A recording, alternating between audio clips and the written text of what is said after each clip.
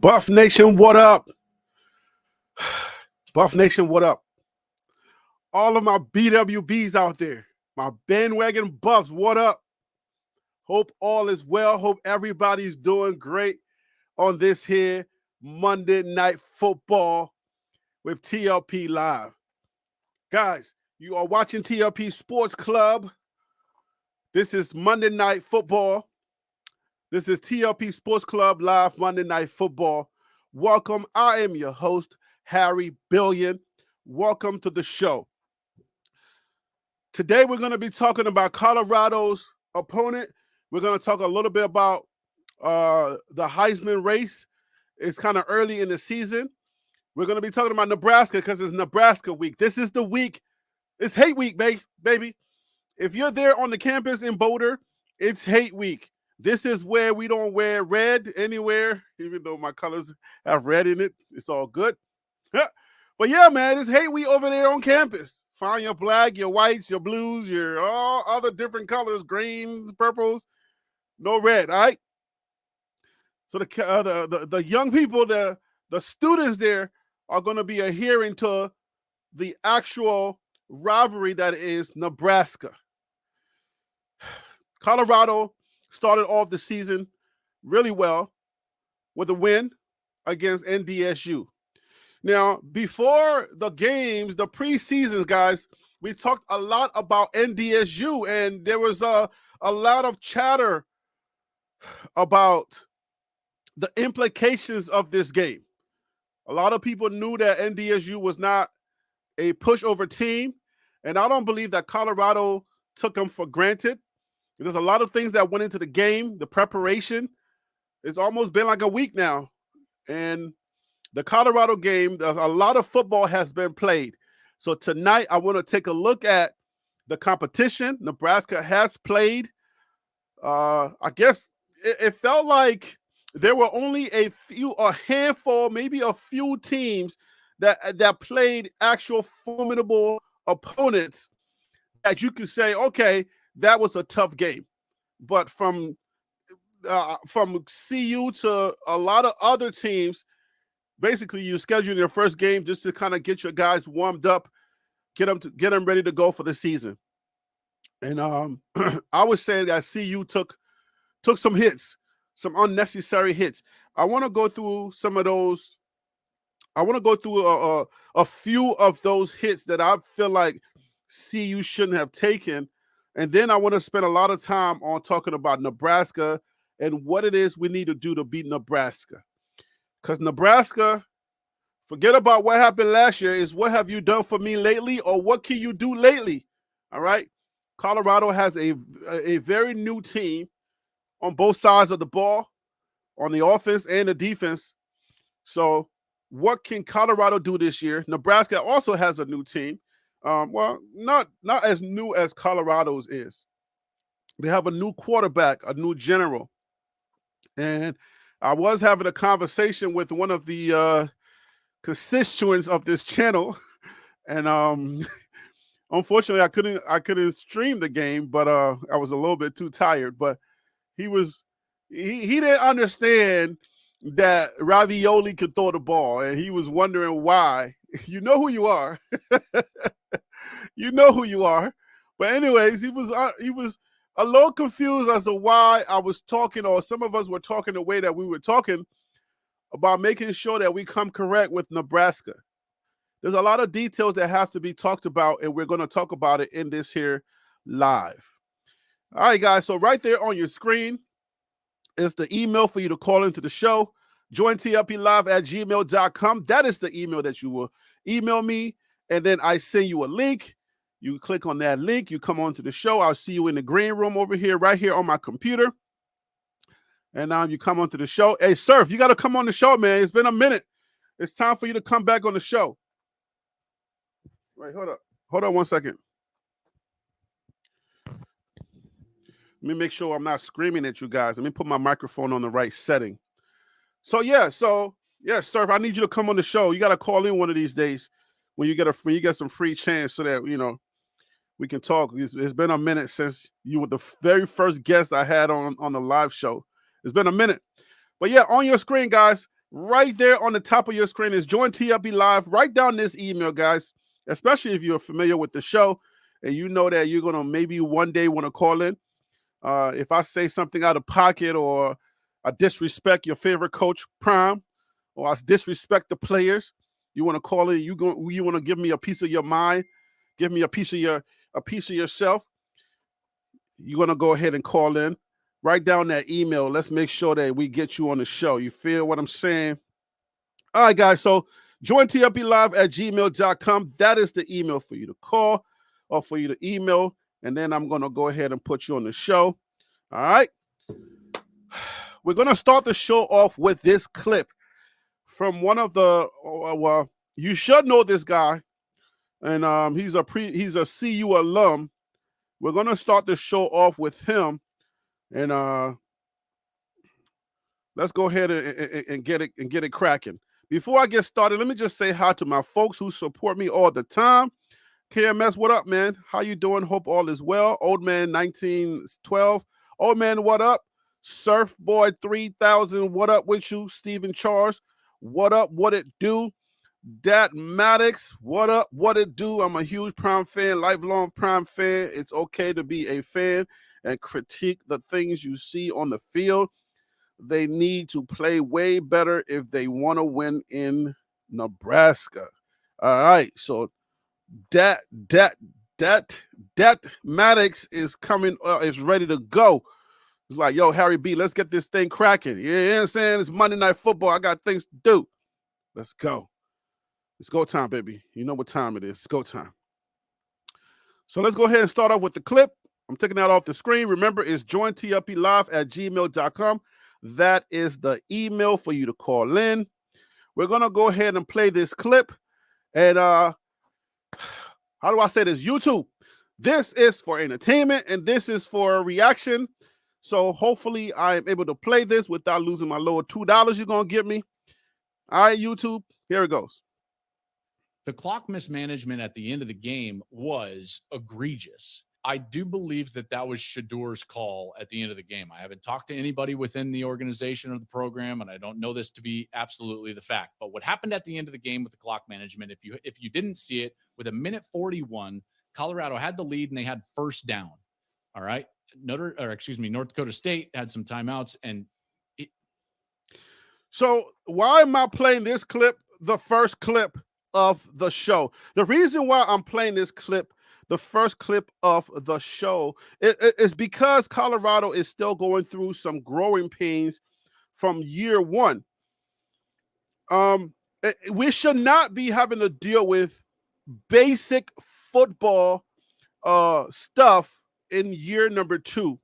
All right. Year number 2, we should be playing some big boy football. All right. Because it's not like it's a secret. It's not like people didn't call you out on it. It's not like people didn't say, hey, man, you had a clock management problem in 2023. This is 2024. And game number 1, you're playing a lesser opponent in North Dakota State University. We should not be displaying things that we went through in 2023 that were what you call basic, the lack of basic fundamental football. So that's why I wanted to start this off. And then, you know what I'm saying, for us to go through. Let's keep going. All right, guys? Let's keep going. And I hope y'all are hearing it. I'm using a new browser or I'm using Chrome. Okay? That going mind just get all cluttered and you try to, just to say one word, you got to explain the dang thing and say like 20,000 different words, okay? Come on, I'm using Chrome. That's a browser, right? I think it is. Got it, man. That public school education is something else. Stop playing with me, son. Let's go. All you need to know is that if you just play it out correctly, North Dakota State receives the ball at worst with about 5 seconds left or 4 seconds left in the game. And yet what happened? They threw the ball on first down with a minute 41. I don't know how many of y'all watch the live games while you're on your TV and then watch me on your screen, or at least have me in your ear. But I'm always screaming at the TV. The reason why I keep cutting it off is because I'm trying to do a reaction, and hopefully by me cutting it, YouTube will allow me to do this, so it's not like I'm just kind of using their content and just playing it straight out. They're probably gonna demonetize my video anyway, but I felt like because it's Joel Clapp, because he's an alum, because he's somebody who support the program so much, and he wants this university to win, and he's a media guy. He calls the games, and he's right in there. Like, you have somebody who's a friendly, who's like, his blood bleeds college football, and he's on your side. He's trying everything he can do to help you. I don't know why y'all don't call people and try to get some help if y'all need it, people. He was a former quarterback at CU. Okay? A former quarterback. He was pretty good at it too. Okay? Now he's a media guy. Media personality. He called the games on Fox. Okay? I get a little emotional, and I'm sorry. But come on now. There's a lot of things we got to fix. You know what? I know somebody who can calm me down with his calm and collective stuff. Phil, please calm me down. Please help to calm me down. How you doing, brother? Woo-sa. I know. Woo-sa. Everything is gonna be okay. Everything is gonna be all right, Harry. Just calm down. Calm down. I know, man. I know, man. You know, I've been learning this game. I've been studying, and I've been putting in the time, but I'm coming in with NFL knowledge, just fundamental football knowledge. And I'm like, football is like poetry in motion. If you just do the basic things correctly, you can enjoy you can enjoy it.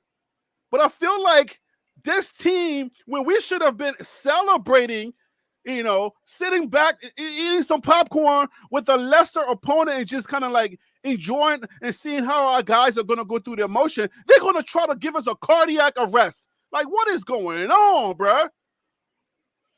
Yeah, man. I think it goes to the point about whether or not this coaching staff has matured. It shows whether or not this coaching staff has learned from its lessons from last year.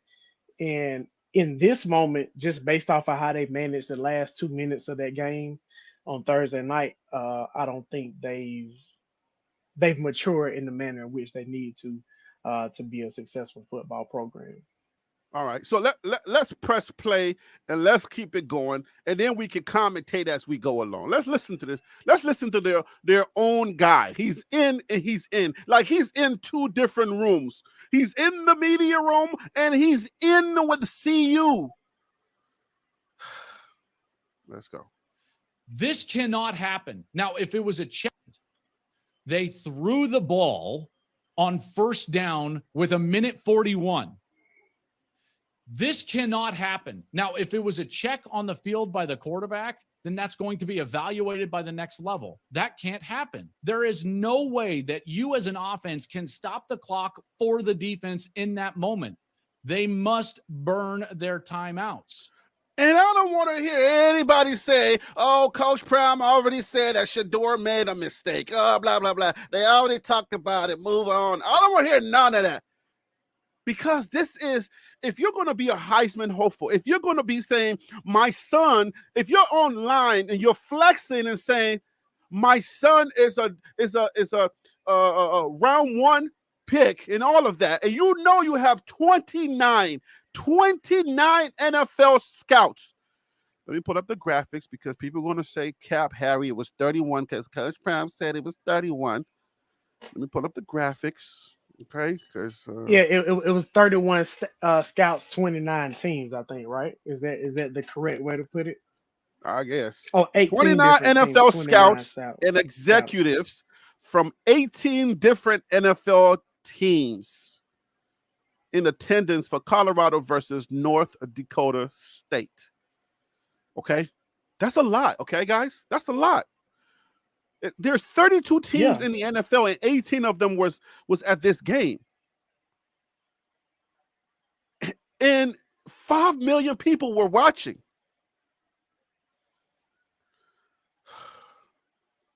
If you are the I'm trying to do this show with a little bit of calm here. If you are supposed to be number 1 draft pick or in the top 5, they want you to show some type of maturity. Is that not right? Am I missing something? My guy Phil. They're grading you on maturity. They're grading you on decision making. They're grading you in critical situations. What your mindset would tell you to do. This is okay. So they know that you're only 13 games removed from being their quarterback and saying hike for their team. So they want to know if you're going to be worth their investment. Correct? Mm-hmm. Yeah, Okay. I think most scouts are going to look at his gameplay in totality. I don't think that the decision he made at the end of the game will hurt him as much as some people are making it out to be. However, I do think that it goes to show the type of player he is, for better or for worse. And NFL scouts will have to determine if they want a quarterback on their team that's going to try to get a receiver some stats just because everybody else on the team has been getting some stats. You know what I'm saying? So, like, while it may not be a huge um, check mark against him, I think they will be paying attention. And I think the only reason why Shedeur can get away with crap like that, and I'm gonna call it crap because I think it That's is crap. because he's playing on a team where his father is coaching the team. If anybody else did that, there would be a talking to in the locker room. Now, could it be that Dion had a conversation with him? Sure, but I would just say the tone and tenor of that conversation will look a lot different than what it is between Shedeur and Dion compared to what it would have been, let's say, like a Willie Taggart and Shedeur if Shedeur had went down to Florida Atlantic when he first came out of high school. Right. And I want people to understand, like, and Dex, DETT, debt Maddox. We're not saying NFL teams are not going to pick him.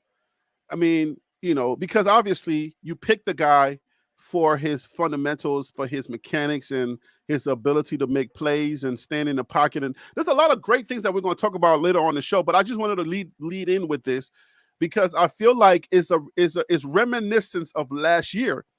And these are things that you Hmm. like, wait a minute, like, what the heck are we repeating basic stuff?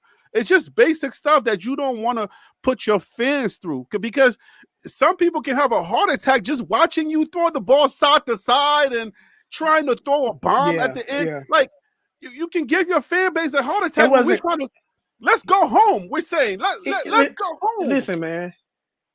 Listen, it wasn't called for. I understand the idea that hey, they were playing 8 men in the box and we can try to get them over the top. I understand the argument. However, from a pure football standpoint, that is not something that you traditionally see happen. You can call Let's me a go home. butter, you can call me legacy, Bro, let's all go that kind home. of stuff. No, All they forget had to about whoever it listen, is. Let's go listen. home. That's it.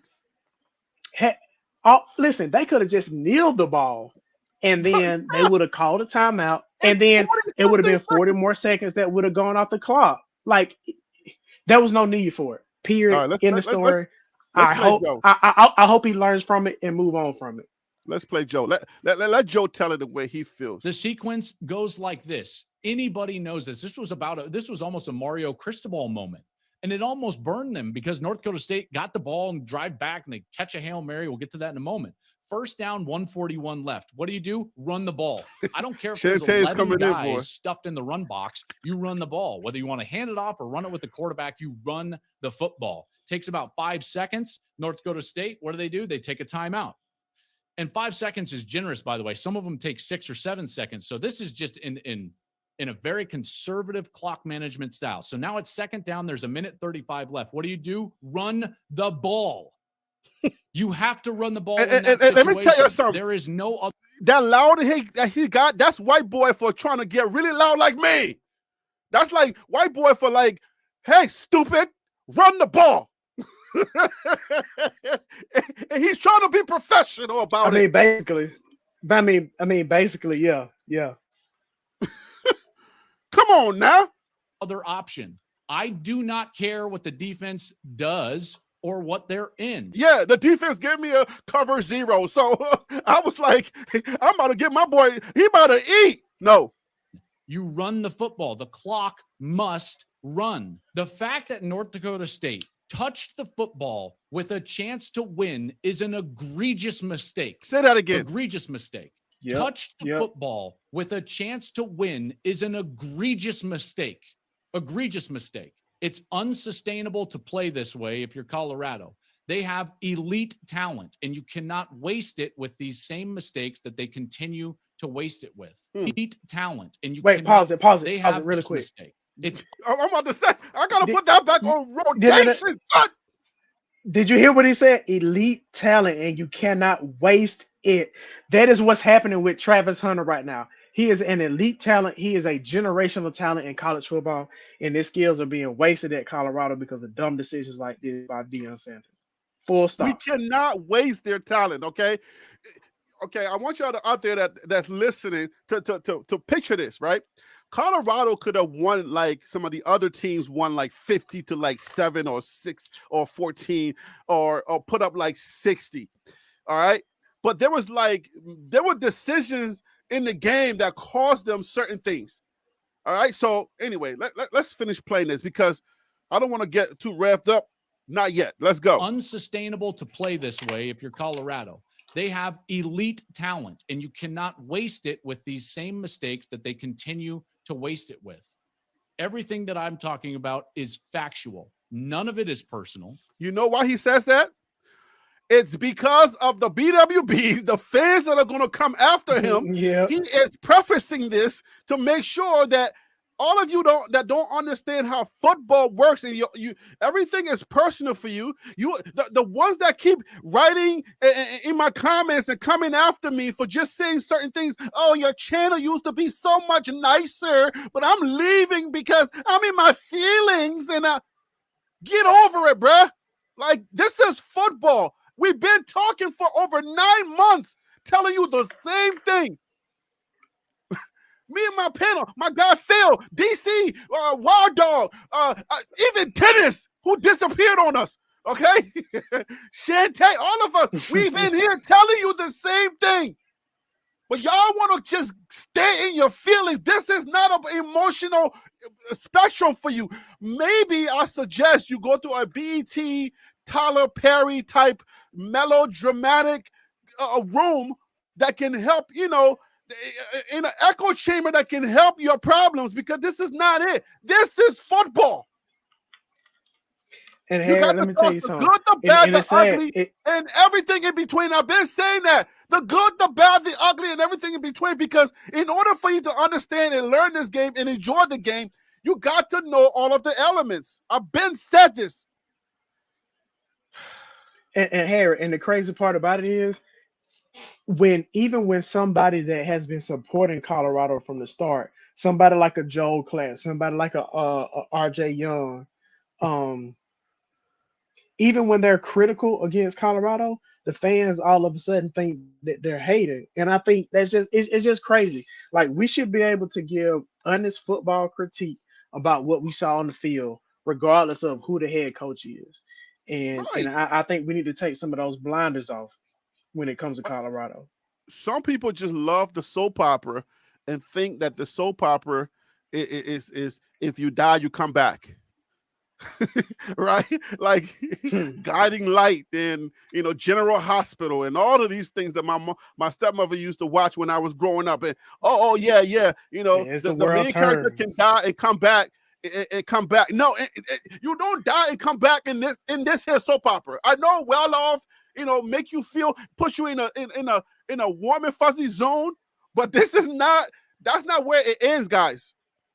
It's just to show you what's happening in practice. It doesn't mean that other people are not practicing just as well or recruiting just as well. Let's bring on DC. DC, what up, man? I'm a little emotional tonight. Please forgive me. Oh, it's all right, brother. How y'all doing? All is well, brother. All is well. DC, what's good, baby? Happy belated birthday to you, man. Yes, God bless you, see, man. I told Happy you I wasn't going to 28 remember. to you, man. Yeah, man. 29 feels good. No, I'm 28, man. Mm. Sometimes forget, but I Look, feel good at 28. you're adding a Yeah, year on your hey, own age. Look at you. I feel good at 28. hey. Yeah. Hey, 28 looks good on you, man. 28 looks good on 28. you, man. Yes, I yes, pray you sir. get, I pray you get 28 more, man. Keep on living, my brother. Keep on living. Hey, man, I just take it day by day. Phil? I just take it day by day. Hey, listen, y'all know I'm being accused online as not having a real football channel, and now because it's like we started off with, oh, you're stealing John the Liquidator's content. Now is Buffton Prime is a better channel than yours. Like, I'm getting these I don't know, these characters coming on my channel, and they're trying to get me in my feelings, and I'm like, bruh, like maybe like 6 or 7 months ago. Like, what are you talking about? We've been talking about this stuff for too long for you to get me out of pocket. Like, stop, DC. Let's keep playing, DC, so I can get you going. Let's go. Let's cook.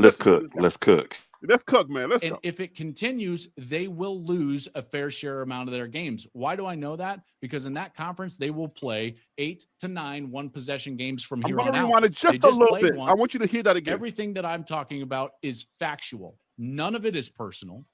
And if it continues, they will lose a fair share amount of their games. Why do I know that?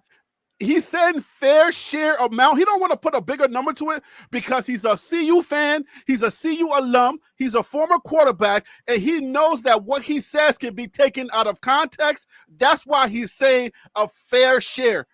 But he's basically telling you you're not going bowling, and Peggy's not gonna see another bowl game. So stop playing. If this continues, we got problems. Because in that conference, they will play 8 to 9 one-possession games from here on out. They just played one against North Dakota State. They're going to play 8 or 9 more. We've been saying that all season, all preseason. Because everybody's bunched up. Everybody is good. Everybody is tough in that league. So if you don't fix these things that were clear mistakes, they will come back to haunt you. It's the exact same type of mistakes that we saw last year. It bit them in the butt, and that's why they only won 4 games and they didn't go to a bowl game. I said they could win 8 or 9 games, not if they play like this. Right there. Okay, guys?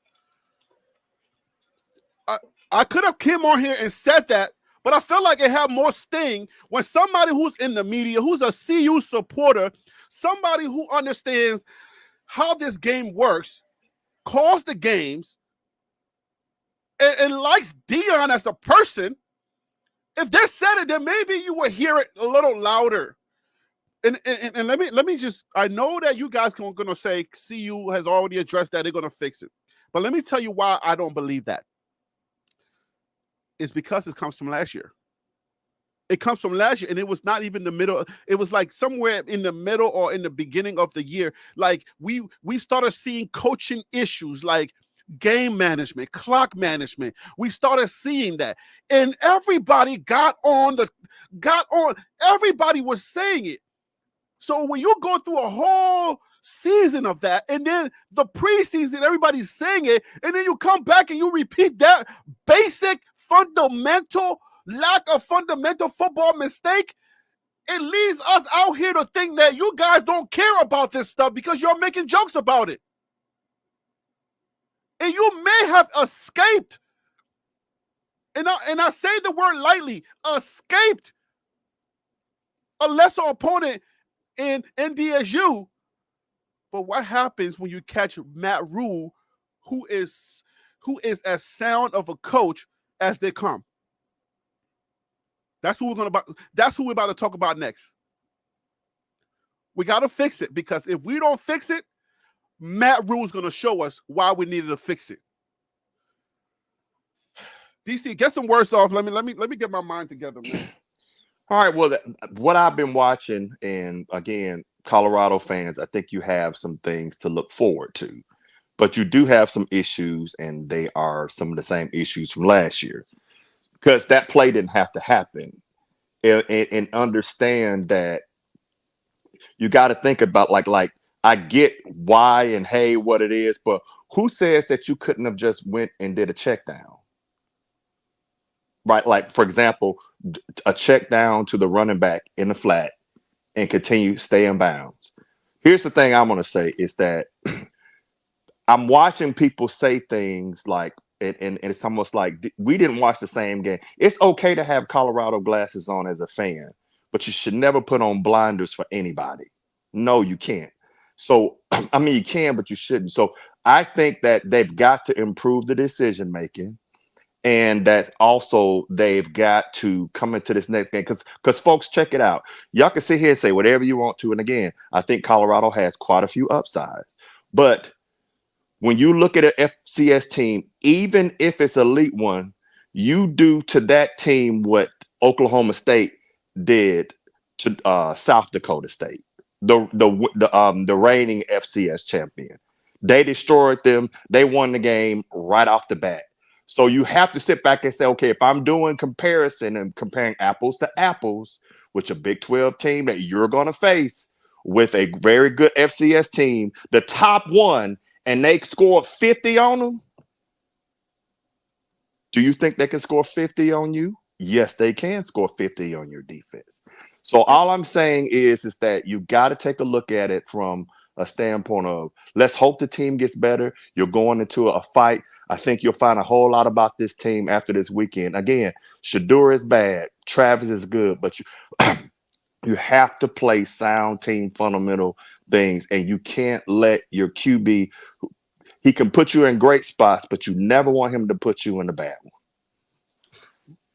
Right, because look, at the end of the day, we got to remember that we're not the only ones getting better. I know we live in a chamber, but we ain't the only ones getting better. And where is him? Let me just say his name right now. Where is him? Because were you on this panel, was it just a couple of days? I would just say a few hours ago, where him was like, well, I don't know what y'all talking about. Y'all really like this kid from Nebraska? Did y'all watch the Nebraska game? First of all, a team like NDSU, you want to go up so that you can give your other guys a look, a real game look, to see who else is back there. All right. But if we're struggling against the lesser opponent, if we're struggling against the help, then it's hard for the other guys to get in.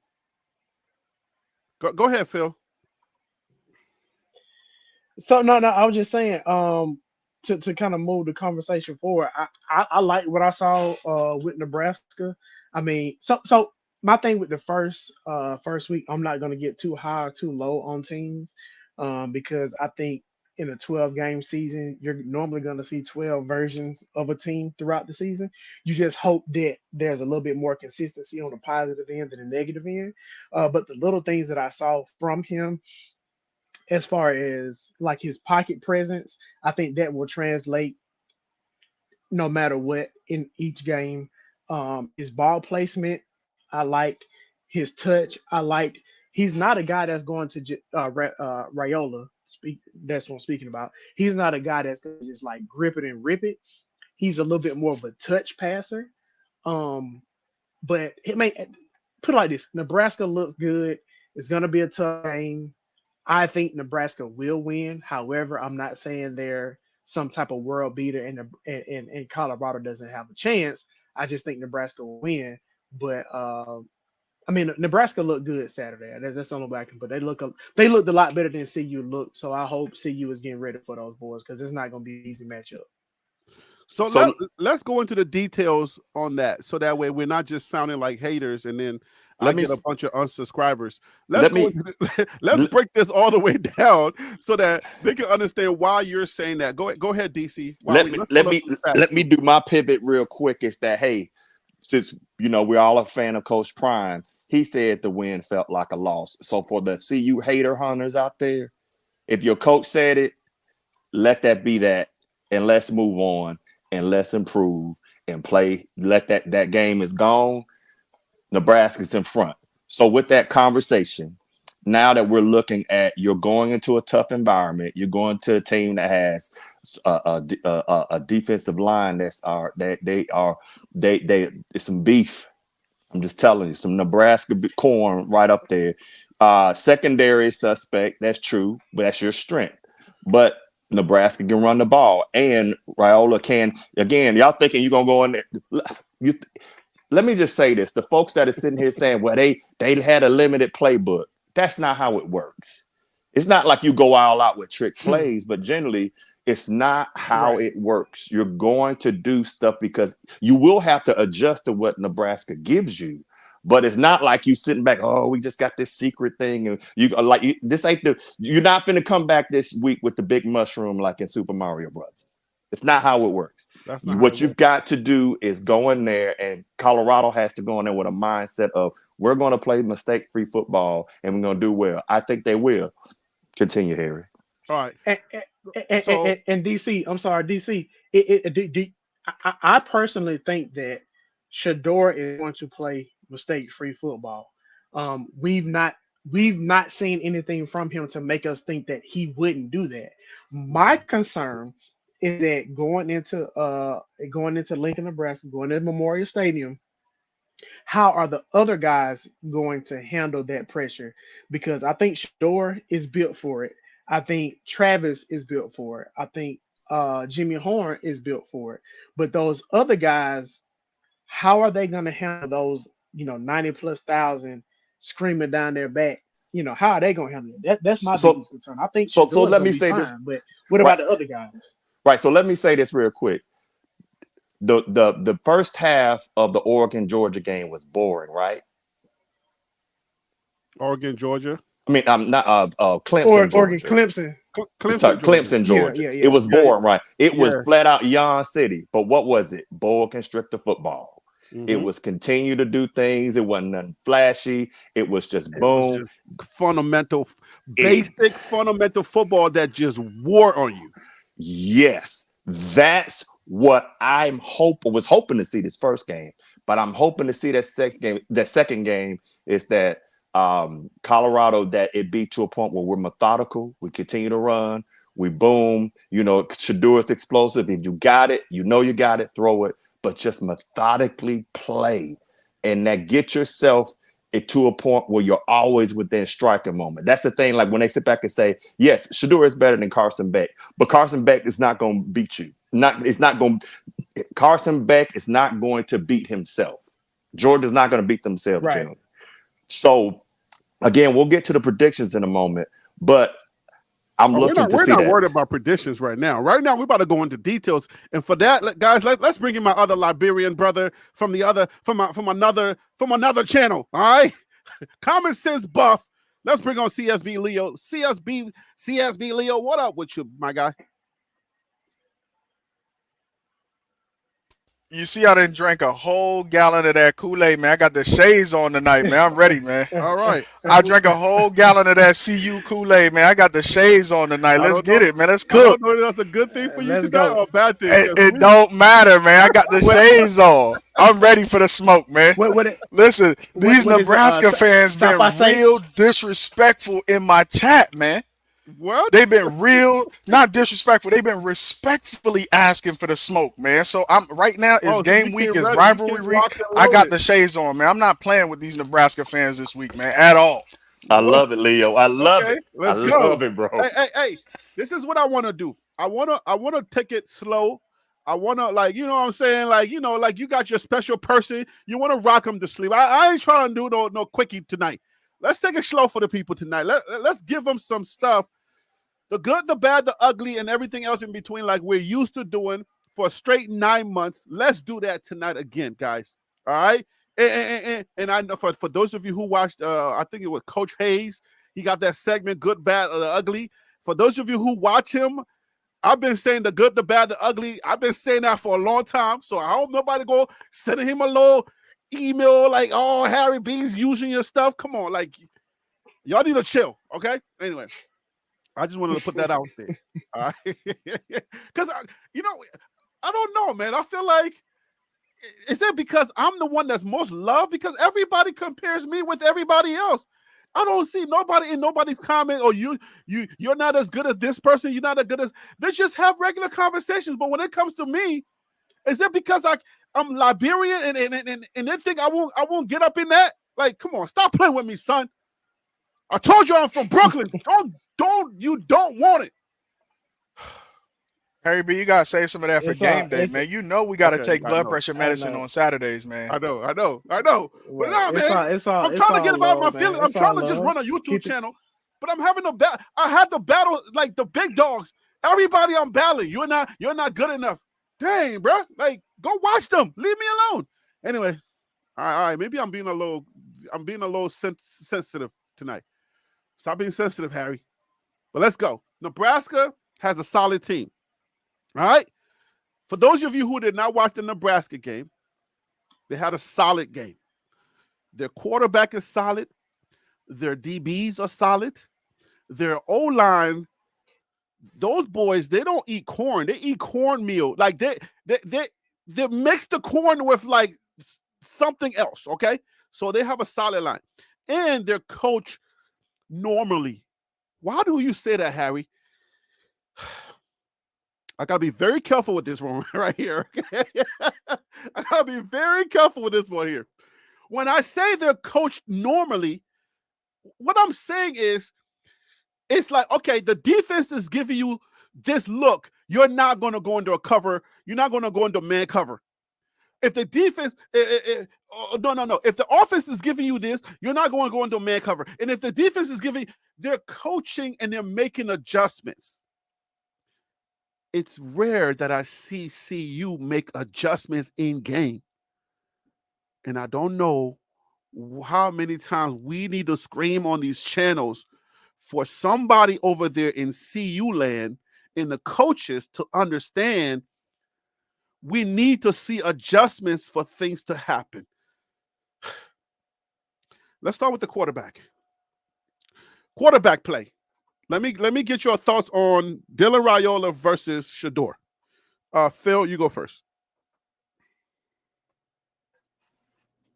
uh just to I mean it's really no comparison. I think Shador is light years ahead of Raiola. But it's also expected. Shador is 4 years older than him, so you expect him to be a little bit more mature, a little bit more polished. But one of the things that I did like about Raiola is that he took what the defense gave him. He didn't try to press too much, and he just looked comfortable. He looked like he was ready for the challenge against UTEP. Obviously, it is UTEP. It's the first game of the season. But he looked good. He looked like what I expected him to look like. I think if it comes down to a one possession game, I put my faith in Shador to be able to lead CU to a victory. However, the first 3 quarters, I think Raiola will be able to play a very effective style of football because they will make it as easy as possible for him and not make him have to go out and win the game. Whereas Shador, I think they will give him a little bit more leeway to make some big plays, and they will kind of lean on Shador to win the game. So I'm looking forward to seeing which quarterback can just play within their style, whatever that looks like. I'm looking forward to seeing whatever quarterback can play within their style. Hey, Phil, before I go to Leo, I want you to explain what you mean by make it easier for him. Because I don't think people really Right. understand when you say make it easier for the players. Break that down for people. Take it a little further. Right. So basically it's just play calling. So it can be as simple as running the ball on first down, trying to get, 4 or 5 yards on first down, or putting yourself in a situation where it's third and two, to where okay, maybe we can run the ball on third down, or we can do a nice little play action play on third down. You're putting your quarterback in situations where they don't have to make any big decisions. If you want to make a big play downfield, that is an option. But for the most part, you're going to give him opportunities to have check downs. You're going to give him opportunities um, to make sure the line is able to pick up whatever blitz schemes they have going on. It can be a situation where the offensive, excuse me, they have maybe an extra lineman blocking instead of having an extra person out running the route, just to give him the extra cushion that he needs, give him a little bit more time to read the defense. So you just want to put him in situations where you got easy reads, you're trying to get runs on first down, and he doesn't have to. You don't want to overcomplicate the playbook for him. So I think that's what Nebraska is going to do against Colorado. All right, so common sense buff, CSB Leo, give me your thoughts on Dylan versus Shedeur. Phil kind of went in and gave us his perspective. So let me get your perspective. And for those of you who don't know, Common Sense Buff, guys, is a new channel. He came on our channel and he's been blessing us with his knowledge, his commentary. So if you get a chance, guys, please go to Common Sense Buffs on YouTube. And I appreciate it if you go ahead and subscribe to that channel so we can get him going. Yeah, man, I appreciate y'all. Without Harry B in the support of TLP Sports Club, I don't think we would have gotten off to the start that we did. So appreciate everybody here. Of course, appreciate the panel. You guys are always keeping a level head about these things. So I think when we talk about quarterback, what we have to be careful about the whole team, and what the theme I'm going to repeat this week on every video that I do, is don't take one game and extrapolate what Colorado is going to look like in week 2, and then don't do the same for Nebraska. I think that's a dangerous thing to do in football, to look at this stat line right here for Raiola and say, oh, that might be a good predictor of his performance in week 2 against Colorado. I think you have to take every game by game. Now, what I did like about his game was that he was poised. He did not look like a freshman. And I understand from the post-game interview with Matt Rule that he said that he has the ability to check down as well. So not only is he just taking the call in his helmet, he's being coached to also see what the defense is giving him and check out of plays. Now, we all know we have the best quarterback in college football. Period. So I would not say that if this became a shootout between the quarterbacks and it was all about quarterback play to win this game, Colorado wins by, at least 17 points. If it really comes down to a shootout in terms of a quarterback who has the most weapons and has the ability to use them. The one concern I do have is on the other side with Colorado, is because clearly we know that Shedeur has the ability to check out of the plays being called. And I think he's getting a little bit greedy. For example, after, I think it was either on Well Off or some post-game interviews, my understanding was that big shot that he took to Wester down the field that we got the pass interference on, that was not the play that was called from the sideline. Shedeur checked into that play. So one of the things that we need to do, like we talk about defensive mistakes on the penalty side and Shiloh being smart, Shedeur has to be smart also and take what the defense gives him and have that situational awareness. So I think that little piece of his game, if he can clean that up, and even if it's check downs, he could be better at using his situational awareness, I think we would have seen a much different end to last week's game, and we're going to need to bring that into this week's game. So QB versus QB, I take Shedeur all day. DC, before I go to you, Peter Investor says, CU game plan needs to score as much in the first quarter since statistically Nebraska is the worst team in scoring in the first quarter. So they kind of play a little slow, but so does CU. CU has has been playing kind of slow, starting off kind of slow and then kind of picking up the steam. But also CU has a problem with both sides of the ball showing up. So we don't know if both teams are going to both sides of the ball is going to show up together and kind of have this synergy going early in the game. So DC, your thoughts, please, on the quarterback, and then we'll move on to the next category. All right, so let's go ahead and just get the boo birds coming out. Shedeur is not the best football college quarterback in college football. He is one of the best, but he is not the best. If you look and saw what Cam Ward did, what Fafita did, what Jackson Dart, who had huge numbers up, that stuff was outstanding. And I think we also have to kind of take a look, just a dip, is that when you look at receivers like T-Mac, the receiver from USC last night, there were a couple of other great catches. You got to understand, yes, pull for your team. But if you're watching these other games, I got pushback, bro. You can't tell me that Shedeur played a better game at CU than Cam Ward played. I will argue you all day. can. Yes, I can. How? Okay, so the one thing that everybody's still are not paying attention to, and it's early, it's just one game. Shedeur was still running for his life. Shedeur got hit way too many times for a quarterback that should be getting protected, especially when the elephant or the buffalo in the room is DT2, don't touch two. Shedeur got touched too many times in that game. So he's running for his life for a lesser team. I'm going to keep saying that because we haven't even gotten into Big 12 play yet, okay? We have not even gotten into the linebackers that's going to be pressuring him yet. And he's getting hit like that and running for his life already like that early in the season. The reason why we keep saying that Shedeur is the best quarterback in college football is because he doesn't have Cam Ward's line. It's because he doesn't have the same weapons on the line that these other quarterbacks do. And he's still able to produce the way that he produces. So whose fault is that? Whose fault is that? Whose fault is that? We can say fault. Okay, so let's put it this way. We can say who's responsible for that? Who's responsible for recruiting, or what are you saying? Who's responsible for the offensive line being trash? Well, you know what?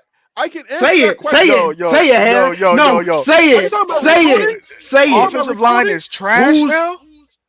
The offensive line is not trash, but it's not. The offensive line. Offensive line this year is not trash, but they're better. They're better than last year, but they're not as good as Cam Ward's line was. Right? That's why I keep saying who's responsible for that. The coach, the recruiting. I don't know what you're asking. It's recruiting. What? Okay. Because I don't know where you're going with that. You. Go ahead. I'm just saying it's the coach. The coach. It's the coach's fault. It's the coach's fault. It's that simple. It's his job to go out and get players on the field that can execute the game plan the way they want to.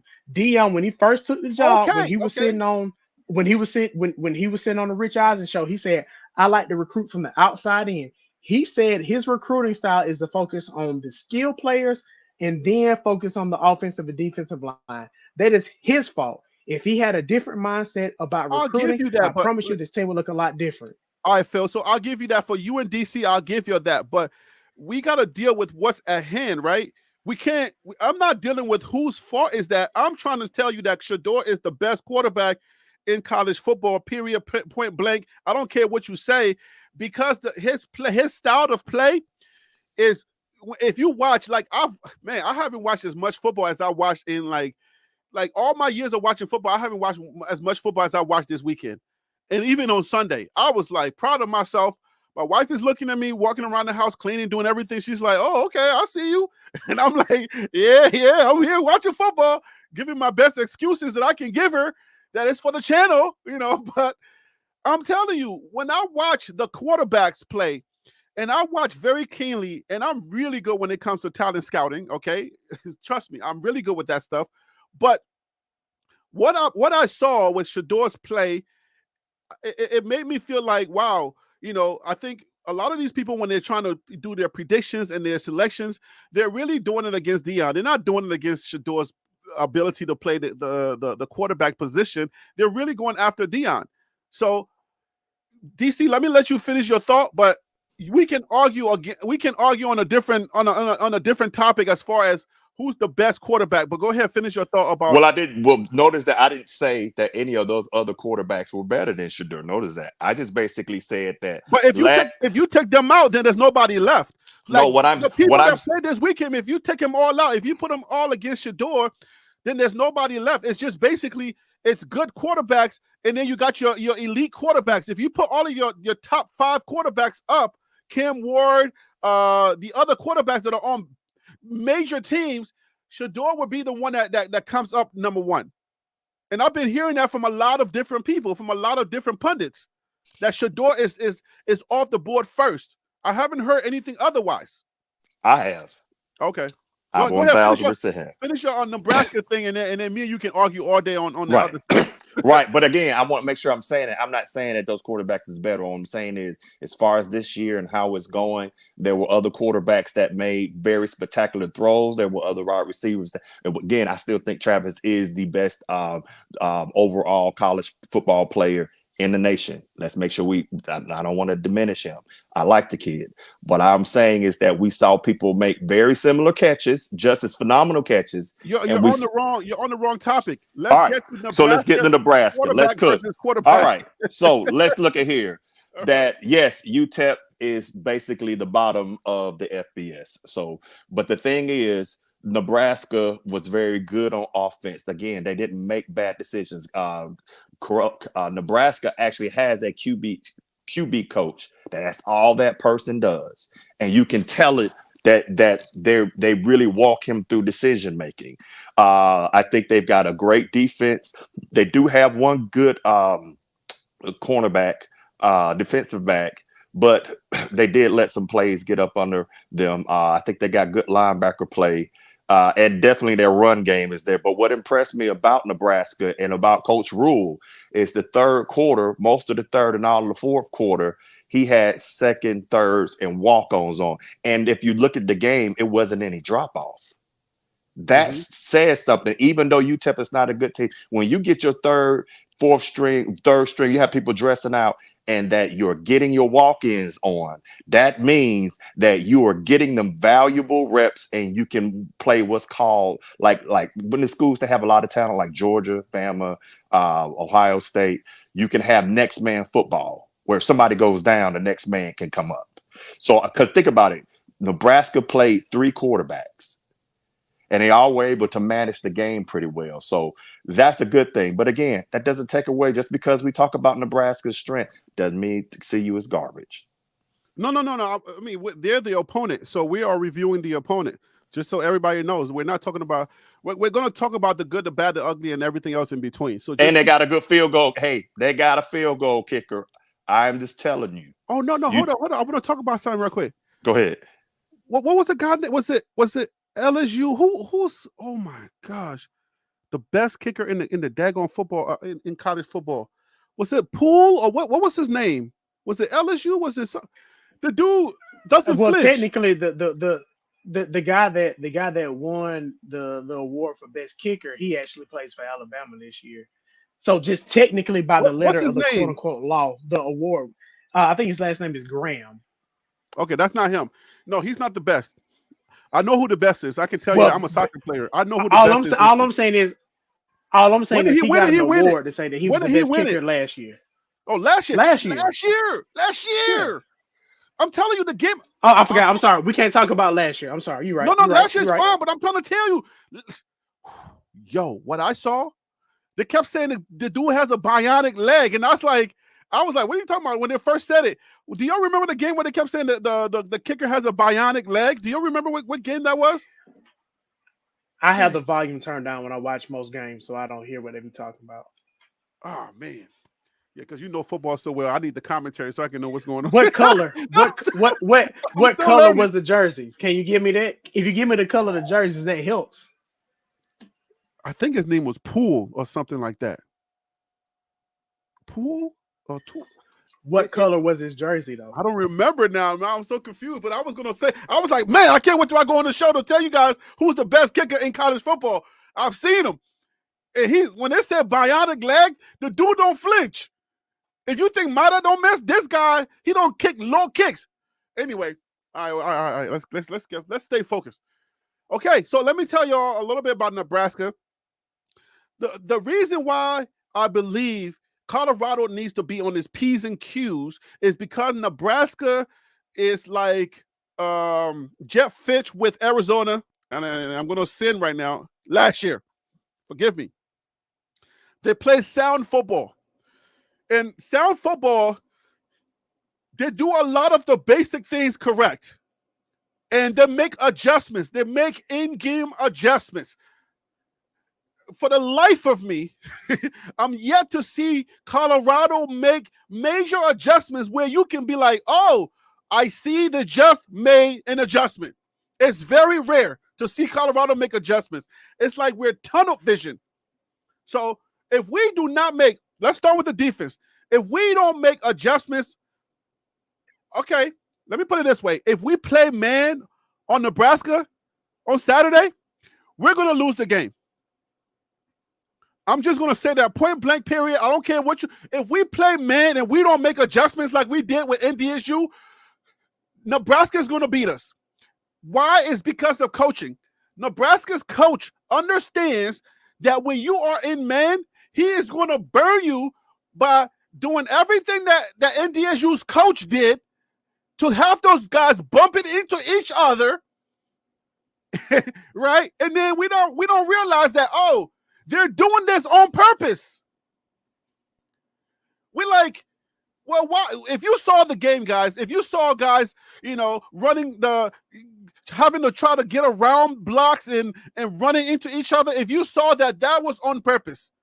That was because of the coverage that Colorado was in, playing man. And all you need to do, you don't need to have big guys doing much. You just need somebody to just put their body and just change the direction that they're going in, and the play. By the time they correct themselves, the play's already gone in the place that it needed to be.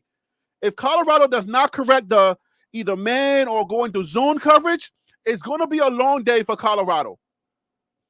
Why are we talking like this? I believe we're talking like this is because it's like, y'all remember when we said, damn, we don't think Colorado's going to run the ball, but we were trying so hard to say, oh, yeah, Colorado's going to run, and we try to find reasons why. Do y'all know that Colorado still is not running the ball? 59 yards running the ball? Who here on this panel or in the chat thinks that that's good? Raise your hand if you think that 59 yards is a good indicator that Colorado is going to run the ball this year. Anybody? Well, you started the game out 5 wide.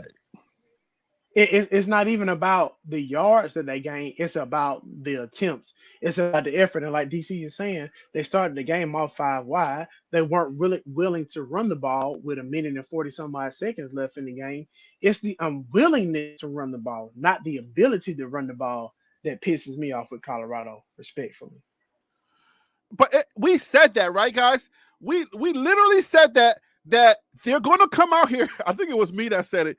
They were going to come out here and they were going to try to impress us by trying to run maybe a couple of times and then just go back to their old selves, throwing the ball.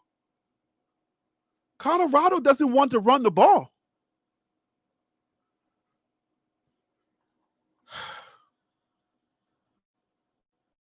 So can I jump in? Are we going to talk about the running game now? Like, are we done with the quarterbacks? Let's talk about the running game, and then let's talk more about the things that Colorado need to change to make sure that we have a balanced game.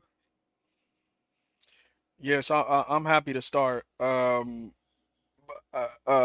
got challenged on my if it's a shootout, I think Colorado wins by 17 in Memorial Stadium. Surfer Boy 3000 said there's no way that can happen. Okay. Well, I mean, maybe, because our but defense sucks, bro. That's because of our defense. Our defense sucks. Nah, but what he's saying is that it's not that easy to go in that stadium and be able to communicate well enough if you're in a shootout to really blow them out. So he might have a point there. I understand, but again, we have a quarterback that's really unflappable. The only way that doesn't happen is if you actually get to him. I don't think anything about the noise in the stadium is really going to be the reason why Shedeur Sanders doesn't carve you up, right? So if Surfer Boy makes the point that it's not about the stadium, but it's more about the pressure that they're going to bring, and we're not going to be able to stop it, I might agree, but I just want to disagree with him on that point. I don't think crowd noise is really going to stop that offense. It's going to have to be the players on the field that stop them. All right, so Shedeur runs the offense. So yeah, I don't know that crowd noise, or he don't even need no communication. They know I don't think that's where that's the reason why they won't put up big numbers. I think Can I chime in really quick on that communication thing? Yes, I understand that the comms in the helmet, he doesn't need it. Okay, that's cool. But the crowd noise will affect how he's able to communicate with his teammates, with the offensive line, with the receivers. So yes, he may not need the comms like Raiola would being a freshman, but Nebraska's crowd will affect how Shedeur is able to communicate with the rest of the team. So I just want to What do you mean, like in the huddle? Like, what do you mean communicate though? Because they already know what the inside play the is. huddle. Why Harry. Okay, hold on. Let me calm down. Once they get No, to I the want you to go in, Phil. I'm trying to get you to get no, hype, son. no, I'm not hype. trying to get high. Let me I'm have trying to be level. Bring it out, Phil. Bring it out. No, but think about it like this, though. Think about it like this. So, for example, you look at that play with the deep pass to Wester at the end of the game against North Dakota State. That same situation against Nebraska, the crowd will be loud. How do we know they're going to be able to communicate? Obviously, they're going to have hand signals and things of that nature, but just the verbal communication is going to be harder because you're going to have 90 plus thousand people screaming and making noise. It's not going to be easy. I'm not saying that Colorado can't What? overcome it. You I'm know just why saying I it push is back something on they that? will have to overcome. Let me push back on that real quick. 90 plus is much bigger, but I feel like Shedeur has been playing in sold out crowds for so long. I'm not talking about Shedeur. I'm talking about his teammates. I'm not talking about him. We know Shedeur is going to come to the. We know Shedeur is going to be ready. We're not worried about him. I'm talking about everybody else. Okay. Is the offensive So I line don't going think to that's get going the to be a problem. communication? Those are the guys I'm worried about. Leo, go ahead, finish your thought. I don't know that that's a problem. And if we have a little bit more time, then maybe we can talk about crowd. But I don't know that's going to be a problem. Go ahead, Leo. Finish up your thought. Yeah. Okay. All right. So I think Surferboard heard me. He's saying that it's not necessarily going to just be the fact that they're playing in Memorial Stadium. They're going to have to get to him, right? They're going to actually have to get to Shedeur for this passing attack not to be able to carve up Nebraska. If they give that man 3.5 seconds in that pocket, Shedeur is going to carve them up just like he carved up multiple defenses last year. All right, so let's talk about the running game. Okay. I think if you go to our opponent's side, which is Nebraska, and I'm not taking last year into account because what I find happening in any conversation when we talk about this game is that they will go back to last year's game and pick out the stats that they want and bring it to this year and say, oh, what happened in Colorado and Boulder last year, we're going to bring what Nebraska did well, and that's going to compound, and that's going to be the part of the reason why they win this year. So I see a lot of people in the chat talking about last year in Boulder, they sacked Shedeur 7 times. A lot of those guys who sacked him 7 times are still on the team. Therefore, this year, they're going to be able to get to him. I don't think you could do that because these are 2 different teams. All right. Now, you said you drunk that Kool-Aid. I think you really did, bro. I think you stop playing with me. Stop playing with me. Blenders need to call me up right now, think you man. had too much sugar in that Kool-Aid, bro. But anyways, go ahead. I was trying to chill until these Nebraska fans was respectfully in my comments talking with too much confidence. I don't like this. Now, I'm willing to criticize my team, but if you come criticizing my team, listen, I need Colorado to respectfully put hands and feet on these boys so they can stop talking so greasy in the Big 12. Seriously. Did you get baptized by the Nebraska fans?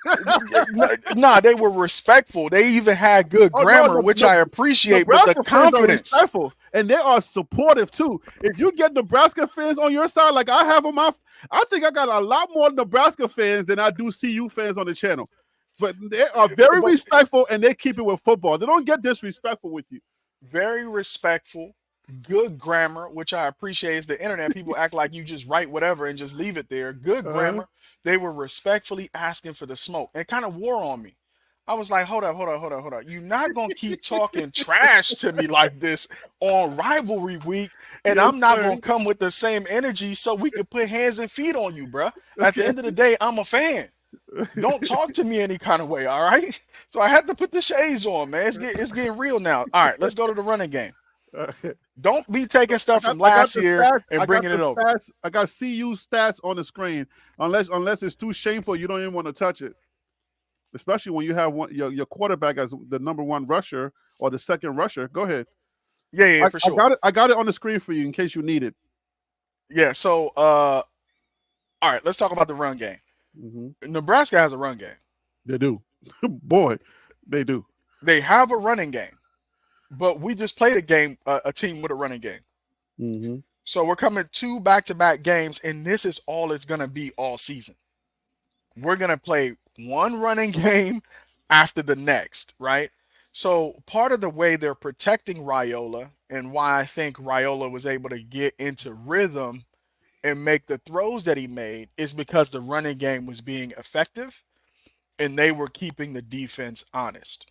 All right. So I Mm-hmm. have to give Nebraska the respect due based on their performance against UTEP. Now, the one thing I will say is if we look at the disparity between Nebraska's offensive line and UTEP's defensive line, I think that's where you're going to see the greatest disparity that lended to the success that they had in the run game. So Nebraska's average lineman is like 325 pounds. Mm-hmm. The average size of a UTEP defensive lineman that played that game was 275 pounds. They have 50 pounds on average per player advantage against UTEP. So them running the ball was not a surprise. NDSU had much bigger offensive linemen when you compare the average size between our D line and the average size on the NDSU offensive line. There was more parity there.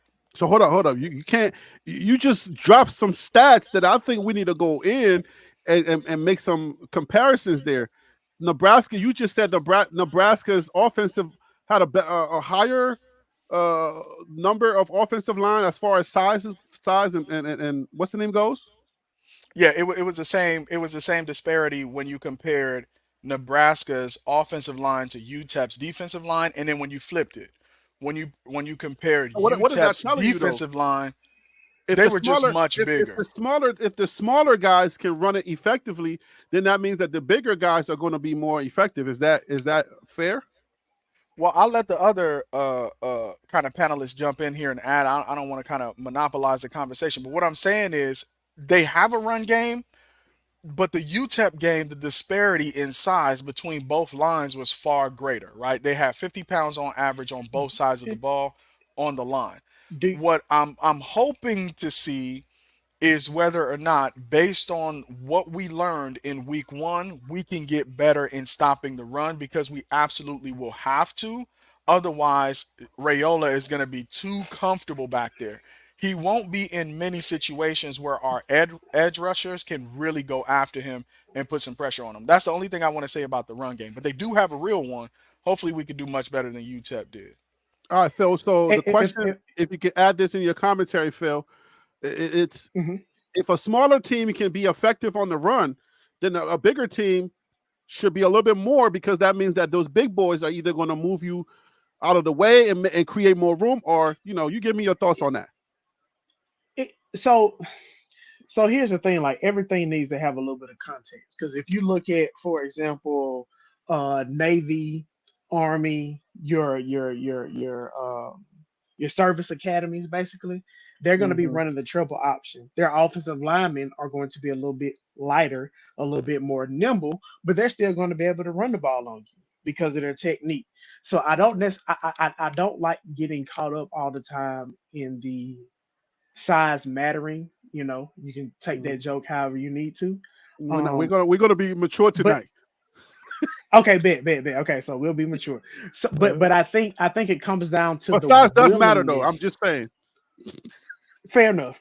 But I think the willingness to run the ball is what's going to matter. Because at a certain point, when your offensive line is Oh, you stuck leaning on on that. that defensive You stuck line, on that. Okay, because go ahead. because Go in, Phil. it Just go honestly, in. Let loose, bro. Dude, take but off the but, but training I'm, wheels. I'm but this is me though. I can't be Because I somebody feel I'm like not. you, Like I'm not I gonna feel like get. you got another gear that you want to step into, but you're a little bit hesitant because you think like these fans are gonna come for you. Go for it, my guy. I'm giving No, you the. I'm just trying to be measured. I'm just giving it to you how I would normally talk to one of my homeboys. Like I'm not over the top with a lot of stuff. Like I can be Okay. extra with certain things, but when I'm talking like real football, like I'm just this is me. So I'm Okay. sorry, but if I All need to right. get animated, when the spirit move me, it'll move me. Okay. How about that? Maybe I'll influence you But with my Liberian over aggressiveness. You got to get yeah, baptized and be a Liberian, man, so you can talk about football like we talk Yeah, talk man. So about politics. no. Go crazy, man. you can slap your hands down. You can get live, bro. Come on, let's go. No, but long story short, I mean, Colorado is not willing to commit to the run, and I think that's going to hurt them. Whereas Nebraska, I think they're still going to commit to the run because they have a coach that's smart enough to understand that while we may not necessarily get 5 yards a carry, 4 yards a carry, they still have to respect the run. So there may come a down in the fourth quarter where we want to do a hard play action fake, pull it out, and go deep because we set it up 3 quarters ago. Colorado can't do that because they're not establishing the run. They're not willing to get to the run. So any kind of play action, there's no reason for people to take the bait because they're not committed to it. So I think Wait a that's minute. what's going Hold to on, separate Phil. Nebraska and Colorado. Hold on, Phil. Do you realize within one take you didn't say size matter, pull it out and go deep? We were being Come Hey, on, mature, man. man. When you not chill, listening, we were being mature. chill, Okay. Come on, man. chill. So pause. Come on, Pause. son. Pause. I Continue. said we were being mature. I let him go because we were being mature. You can't be multitasking, creating music and half listening, okay? Come on, man. When you say pause, you remind people about the thing you're saying, okay? Well, Anyway, how about comma? no Comma. comma, no exclamation marks, okay? Stop playing. DC.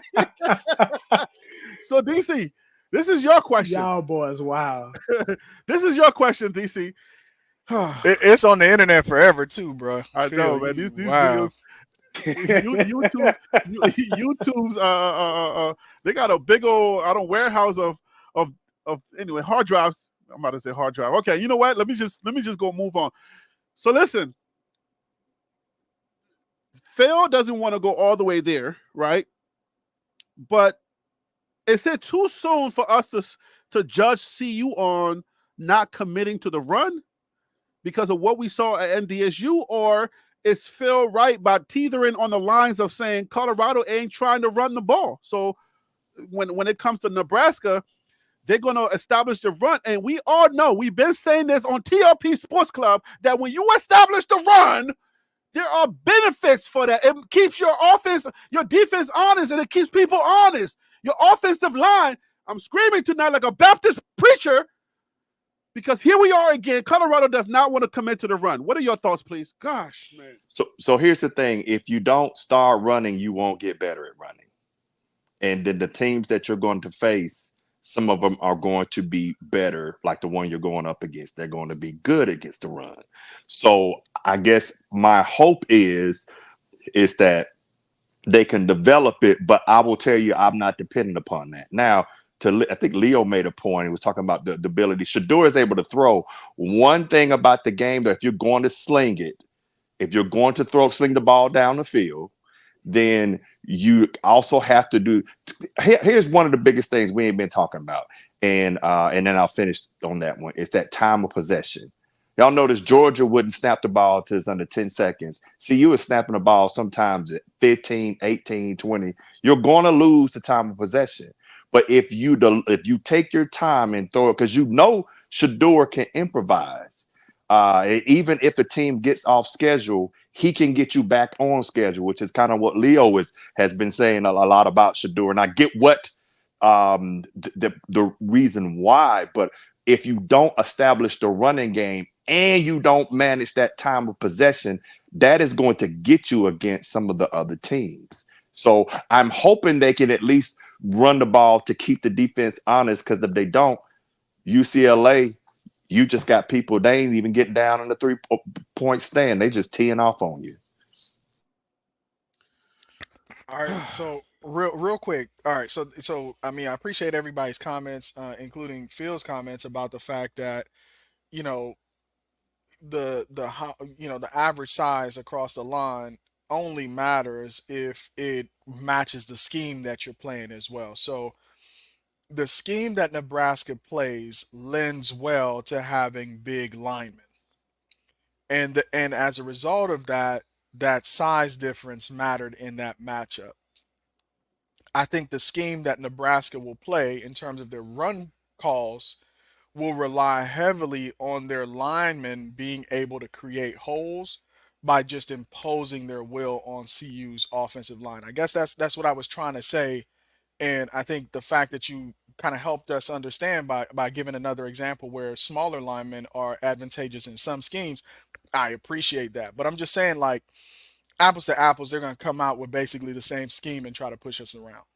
If we allow ourselves to be pushed around, then they'll control the clock, and then Rayola won't see many downs where we could just pin our ears back and come after them. Now, what does CU need to do to run the ball? I think we keep hearing from people about the commitment to the run, right? That running the football is a mentality first. You got to commit to running the football, but let me pose the question to the panel, maybe also to the chat. Do we think between week 1 and week 2, they are having conversations, honest conversations in those locker rooms, including Phil Lodeholt with his offensive line, that they are committed to running the ball or not? I just want to hear your opinion. Do you want to know how we feel versus what reality is? I'll say Both, this, Leo. both. I'll say this, Leo, is that just take this with a grain of salt, okay? If I'm the head coach, and my son is the quarterback, and one of my favorite players is a wide receiver, and I know if I keep feeding them the ball and stuff like that, that puts them into the realm of the Heisman. What do you think I'm going to do? Throw the ball. That's all I got to say. It's really sad because we are in a CU realm or space. I've been trying to create this space where people can kind of speak their minds and just, allow the chips to fall where they fall. And I've been paying the price for that. But I feel like I don't know that we're going to get real, decisive coaching football until Shedeur's gone. I've been saying this. I've said this before, and I'll say it again. I feel like I don't know who Coach Prime is as a coach because he has a great quarterback son. So I don't really know Coach Prime. I want to meet Coach Prime after his son leaves because he trusts his son too much. He's giving him the ball and saying, "Make your decision." And then poor what's his name? Pat Shermer. Poor him. He got to deal with both of them. So it's like, oh my Lord. Hey, if you want me to be petty, you want me to be messy, I'll just say we never gonna see it because Deion ain't gonna be at Colorado after the end of this season, so we ain't got to worry about it. This was all a part of his scheme. This was all part of his scheme. Blasphemy, he just bro. You see, I got the shades on. You blaspheming like that? Stop. I mean, people don't bought jerseys. People don't bought gear. No. Let me ask you a serious question. If Shedeur went to Florida Atlantic and played for Willie Taggart, like he was supposed to when he came out of high school, would he have the hype that he has right now? Yes or no? Is that just yes or no? Would he have the same hype? Well, you can't have Deion hype without Deion. That don't make sense. You cannot have so the answer is no. So the answer is no. No, but I don't think that was the seedbed of that question. No, it really is. What was the context of that question though? It wasn't about Deion. Okay. Deion took the Jackson State job so he can take his son and give his son the attention his son needed in order to be a first-round quarterback. Yes, Shedeur was good, but I guarantee you, without the hype of Deion behind Shedeur, he would not be a first-round quarterback because he would be on a team that nobody was talking about. We don't know because that. He would be playing the FAU. He was committed to FAU. Nobody's talking about FAU right now. Nobody will be talking about FAU if Shedeur was there without Deion Sanders. Well, you don't know that. You don't know that. We speak in hyperboles and hypotheticals. We don't know that. Okay, so how many quarterbacks are in the normal discussion for top quarterbacks that are not in the Power Four? Hey, just step outside with Shante while we move on, because you're trying to speak hypotheticals. Shante wants some of that smoke. So y'all step out there. You wanted me hype, and I'm trying to give you some petty-ish. and you don't want to you don't want to indulge. So I I mean, I'm gonna just go back to being quiet.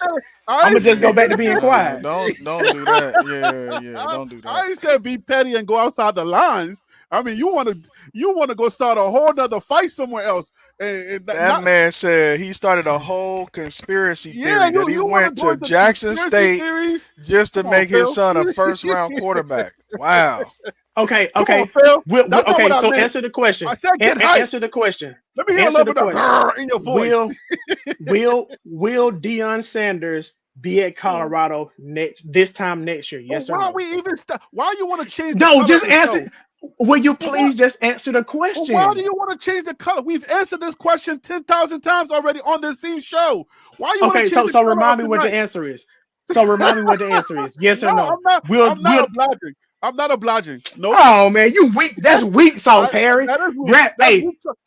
Hey. I'm gonna make a note. I'm gonna make a note of it. It's the 125 mark. Harry, grab your nuts, be a man, and answer the questions, please. Phil, you answer the question, Harry. Chill. Why you telling another grown man to do that on the internet, man? Chill, Phil. You wildin'. Answer the question, man. Come on, man. Let's go. But not in this question. This is the Phil that I want this Phil, but on a different topic. Okay, I'm sorry. All right, cool. Let's reset. Let's reset. You're trying to get another show going, and I'm trying to keep this show honest. Let's keep this show honest. And then if we got time, remember we used to do the after party, the after show. Maybe we'll do that, but not tonight.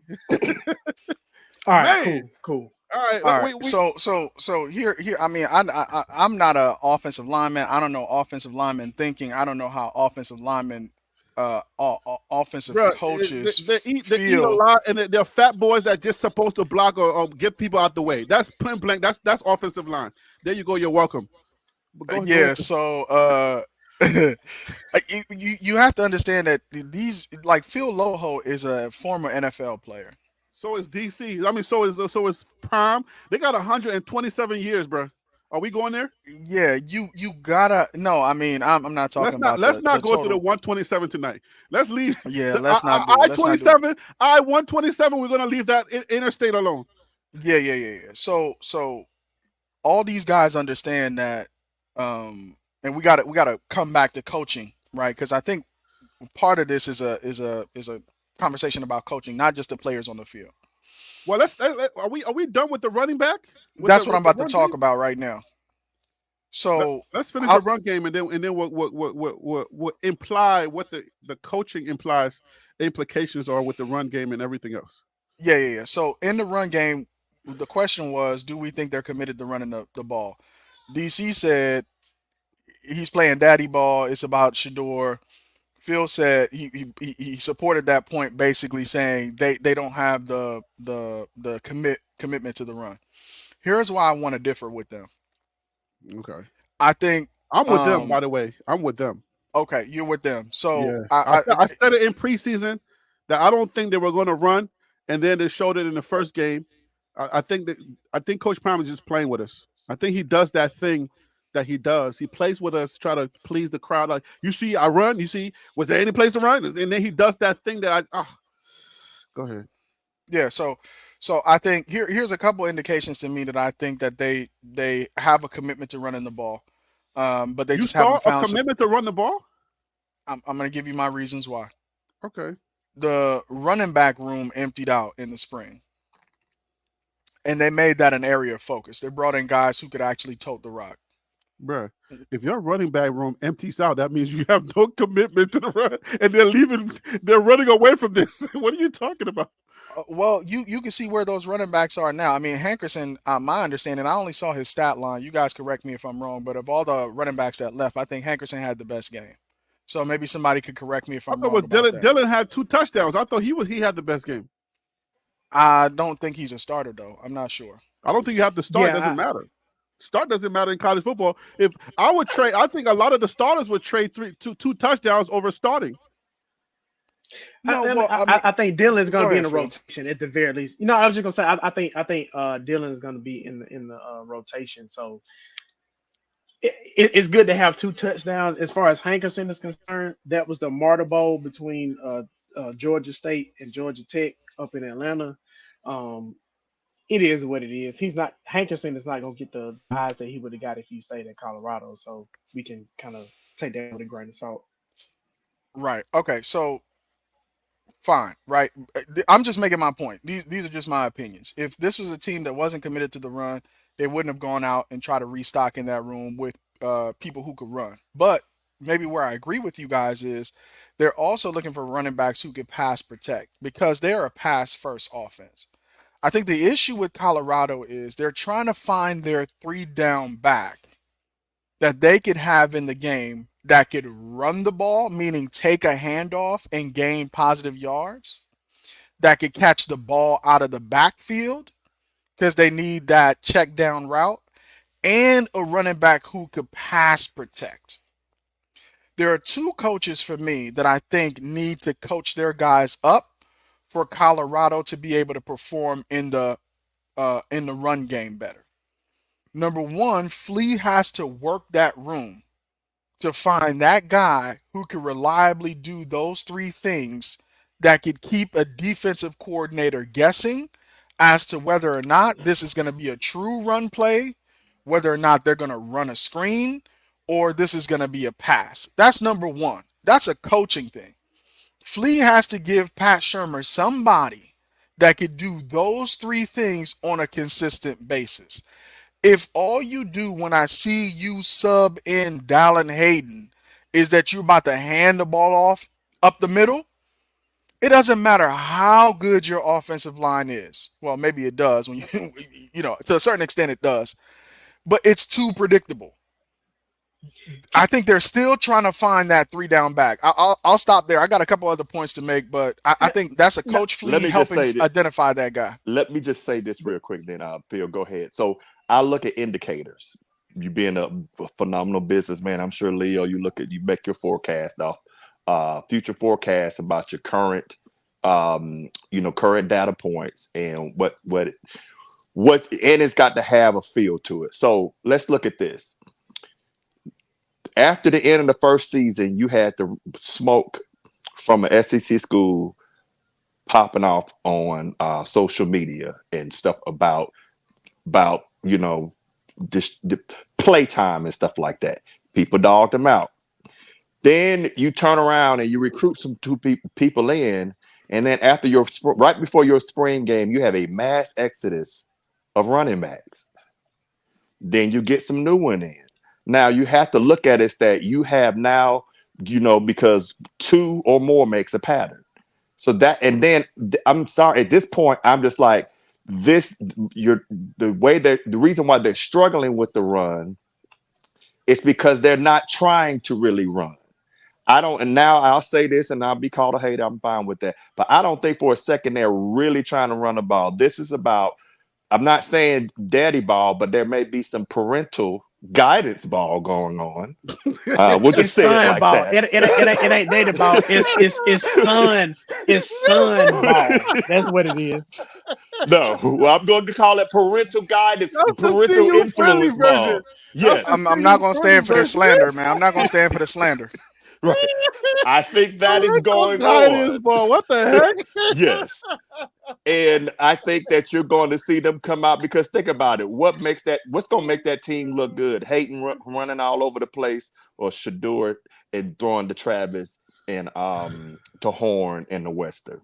I'll rest my case on that. So, all right, let me tell you this. I don't think we're going to run the ball because Coach Prime is trying to get Shedeur his reps to pretty much, be up there in the rankings. But this is why I feel some kind of way about that. Because when you look at the other quarterbacks, if you look at Cam Ward was not slinging the ball that much. He slinged the ball, but they ran the ball as well. The quarterbacks that actually the quarterbacks that are successful with a good passing ratio versus running and actually focusing on winning the games, they run the ball because even in my limited knowledge, my limited football knowledge, what I learned from the NFL is that you run the ball to establish the pass. So it's beyond me. I don't know how to even fathom why it's the other way around for a prime. who used to be a DB. He understands that a lot of teams used to run the ball. I don't know why it's like the thinking is not like, okay, Shedeur would get more yards if we establish the run. Shedeur will literally have more yards if we establish the run. You know why? Because of the 60-yard bombs, because of the 80-yard bombs.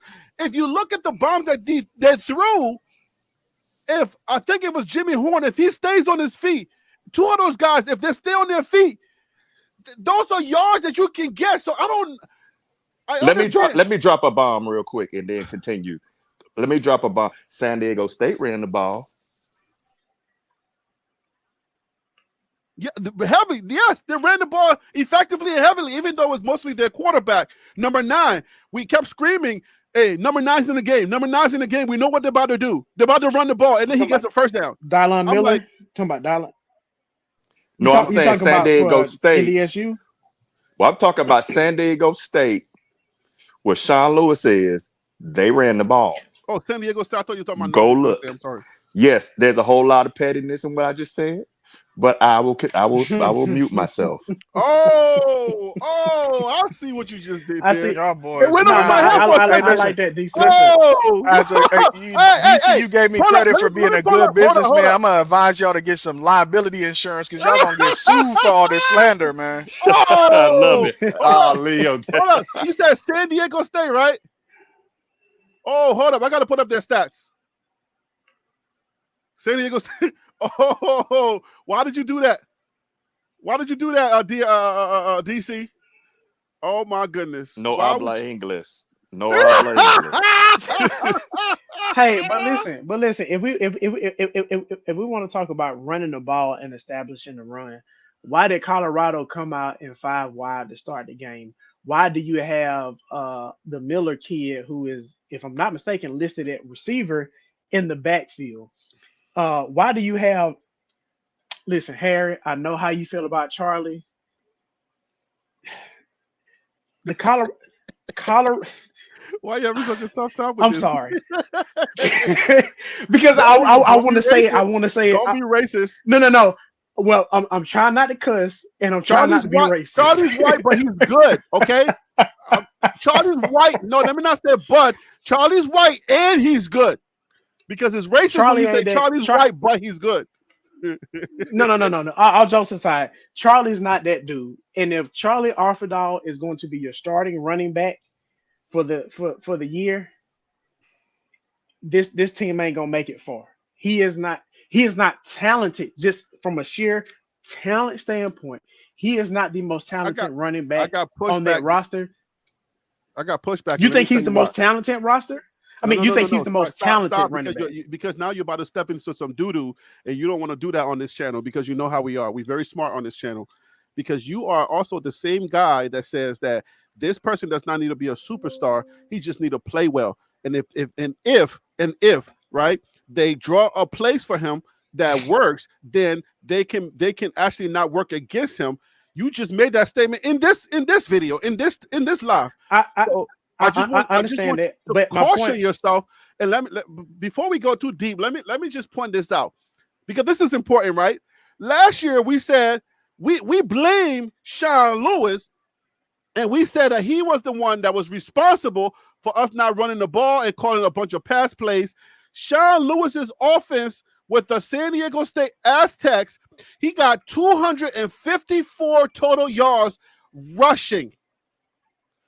Colorado has 59 yards rushing. But to be fair, Texas A&M Commerce is totally different compared to North Dakota State. That is a junior college team. That's a JUCO team.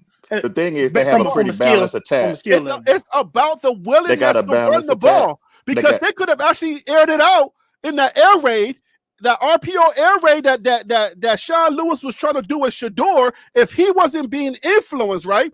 If we say he wasn't being influenced to put the ball in Shaw's hand, right? We said people were saying that it was Coach Prime pressing this guy to say, put the ball in my son's hands. He's the one that I trust. If that was the case, then if we're saying 254 yards rushing, This was not Sean Lewis. It was Prime. Yo, Harry, this is one game though. No, but it's a continuation of last year to this one game. We should have came out, established the run so that we could get more throwing yards because we know that they cannot hold our wide receivers. So if you establish the run and then start to bite for the run, guess what happens?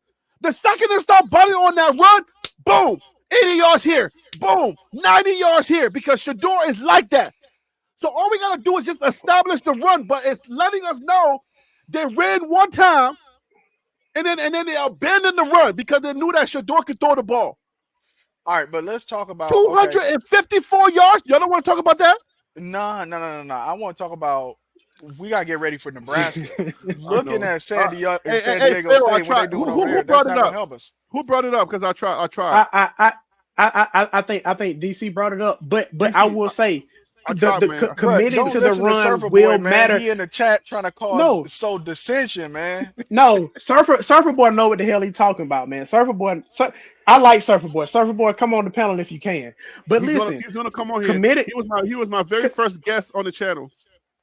Committing to the run will have a major effect against Nebraska because what is it? The polar bear, the white dude they got at defensive tackle. If you can keep him guessing and not being able to just pin his ears back and rush at Shedeur, that will make a difference. But if Colorado is not going to commit to the run, those defensive linemen for Nebraska will pin their ears back and they will rush and they will get to Shedeur. I promise you they will be able to get to Shedeur with a 3-man rush, with a 4-man rush. Nebraska will not have to send blitzes, and they can keep extra guys back in coverage and play zone and try to neutralize some of those weapons that Colorado has, unless Colorado's commit to the run. And if they don't, it's going to be a long night for Colorado. So I'm hoping and praying that we see those guys come out and try to run the ball. Even if you don't get the yardage, just do it in the first and second quarter because you will reap the fruit of it in the fourth quarter if you try to commit to the run. That's basic sound football. You can call me legacy, whatever you want to call it, but that is how football works. Yeah, but so to my question I was asking, which is, has Colorado found their 3-down back? We say, okay, you can't put Arfadal in there, right? Some people are saying. But who says Arfadal is not the 3-down back? Who said that? But he got a third down conversion against NDSU. So I think they trust Charlie the most because he's the guy that is going to quote unquote make the right decision. He's the smart running back. So I think he is your third down back. Now, if you're talking about somebody as far as a skill, as far as like, okay, we need 3 yards. Can he push and move the line? I don't think they have that guy. But as far as the guy that's going to be in there on third down and make the right decision when it comes to blocking or going out in the flat to catch a pass, I think Charlie is going to be that third down back just based off of what we saw against North Dakota State. To answer your question. All right, guys. So let me go ahead and get this on the let me go ahead and get this on tape. Just give me 1 second, please. Warrant Loans. Warrant, I appreciate you putting that information up there. Let's go ahead and get this on tape real quick. I know this is not, that was not for the show, but let's go ahead and put this on tape. Give me 1 second. All right. So you guys see that? All right. So let's see. This is Cardinals wide receiver Xavier Weaver. He gets a new number. So Xavier Weaver is going to be number 89 for the Arizona Cardinals. And let me just go ahead and put that on tape. Let's go ahead and treat it the way it's supposed to be treated. That way I can use that later if I need to. Just give me 1 second. Oh, it's on a different screen. I'm on a different screen. All right, so here it goes. It says the Arizona Cardinals have their number 53, their 53-man roster set as they get ready for week one next week. With the roster set, some numbers changes were made. Our own Howard noted it. What did it say? Rookie receiver Xavier Weaver wore number 30 in the offseason, and preseason now will have number 89. I just want to point out how much this is going to affect recruiting, guys. This is major. Like, this is major beyond major that we got somebody who went undrafted. Colorado was somewhat of a laughing stock. Y'all didn't get nobody in the NFL and nobody in the draft, and a bunch of guys were making a lot of noise and this and that. So Xavier Weaver, you know what I'm saying? It's just this is major for Colorado.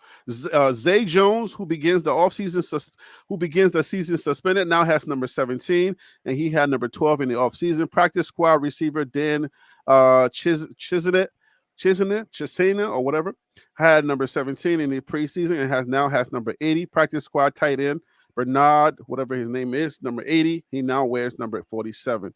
All right, so just your thoughts real quick on the fact that Colorado now has a bona fide NFL wide receiver, even though he didn't play entirely at what he did, right? He played with Jackson State.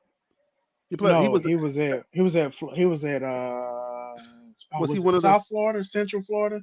He was at one of the Florida schools. I can't remember the specific Florida school, but then he transferred to CU. So he was like Jimmy Horner, right? He was like Jimmy Horner. They all came from the same. Okay. All right. So let me get your thoughts, Phil. Real quick. Let's just get this in real quick before we move on. I'll say this. Name me another coach in college football that's bragging about having an undrafted free agent make a roster. Coaches that are out there trying to get guys to come to their school are saying, I'm going to get you drafted in the first, second, or third round. Yes, this is good for Colorado, but this is not the goal for Shedeur Sanders. I'm happy for Xavier Weaver, but if this is all Colorado has to hang their hat on, it's not a good look when it comes to recruiting. But good look for Mr. Weaver. I'm going to push back real quick before I let another panel member handle this. You got to take it in stride. Coach Prime came in year number 1. He didn't really have his team. He didn't have the time to put his team together. So he had to kind of duct taped a team together, get what he had to get, and put a team together, right? So he wasn't coming FBS ground number 1, right? And then second, so he gets a bunch of guys in, but he's able to actually get a guy to go. Because of his status, because of the noise that the team made, it gave him that leg up that he was already a player.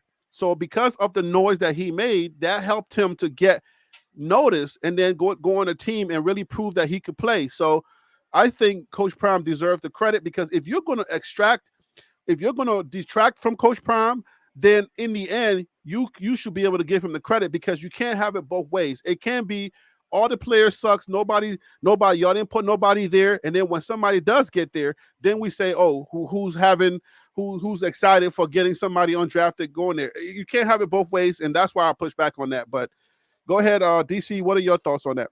Great job. I like to see when people get in there, grind it out, came to Colorado, made a name for himself, went to camp, competed, and made the roster. I love when people just sit back and say, hey, I know I got some obstacles against me. So great job.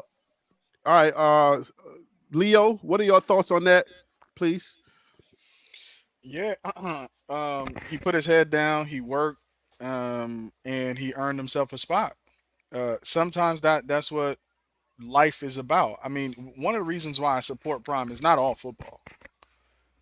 Colorado and what Prime is building is about more than football. A lot of the hate that Colorado takes is more about Prime than the players. And I love to see when hopefully some of the lessons, when those guys are coming in there and talking to them about working hard and taking advantage of opportunity and doing the right thing, rubs off on them. I think this is a case of there's more to Colorado culture than what happens on the field. They're also trying to create great young men. And so kudos to Xavier Weaver, man. That's why I support this program. And to everybody in the chat, man, like whether you like the football team or not, tap in, because there's more happening at Colorado than just what's happening on the football field. I get a lot of inspiration about life, taking care of myself, taking care of my family, taking care of my work before I come here and do my passion. So, yeah, hats off to Xavier Weaver. So yeah, Shantae, that's exactly what it is. You know what I'm saying? Like everybody's garbage, but then when they do something good, then we still can't give them their flowers. I think Coach Prime deserves the flower, because I mean, if he gets so much flack for these players, then why not get the praise when one of them actually goes out there and make an NFL roster?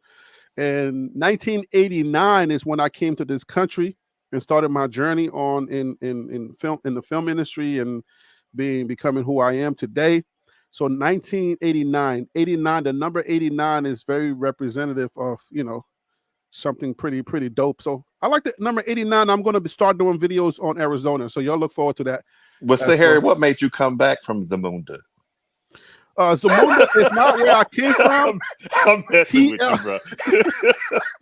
I'm messing we need to block this. We're gonna start calling Leo Simi. He's an 8. We're gonna call Leo. We're gonna call Leo Simi and Harry. I'm King Jaffe Jofa, bro. Okay.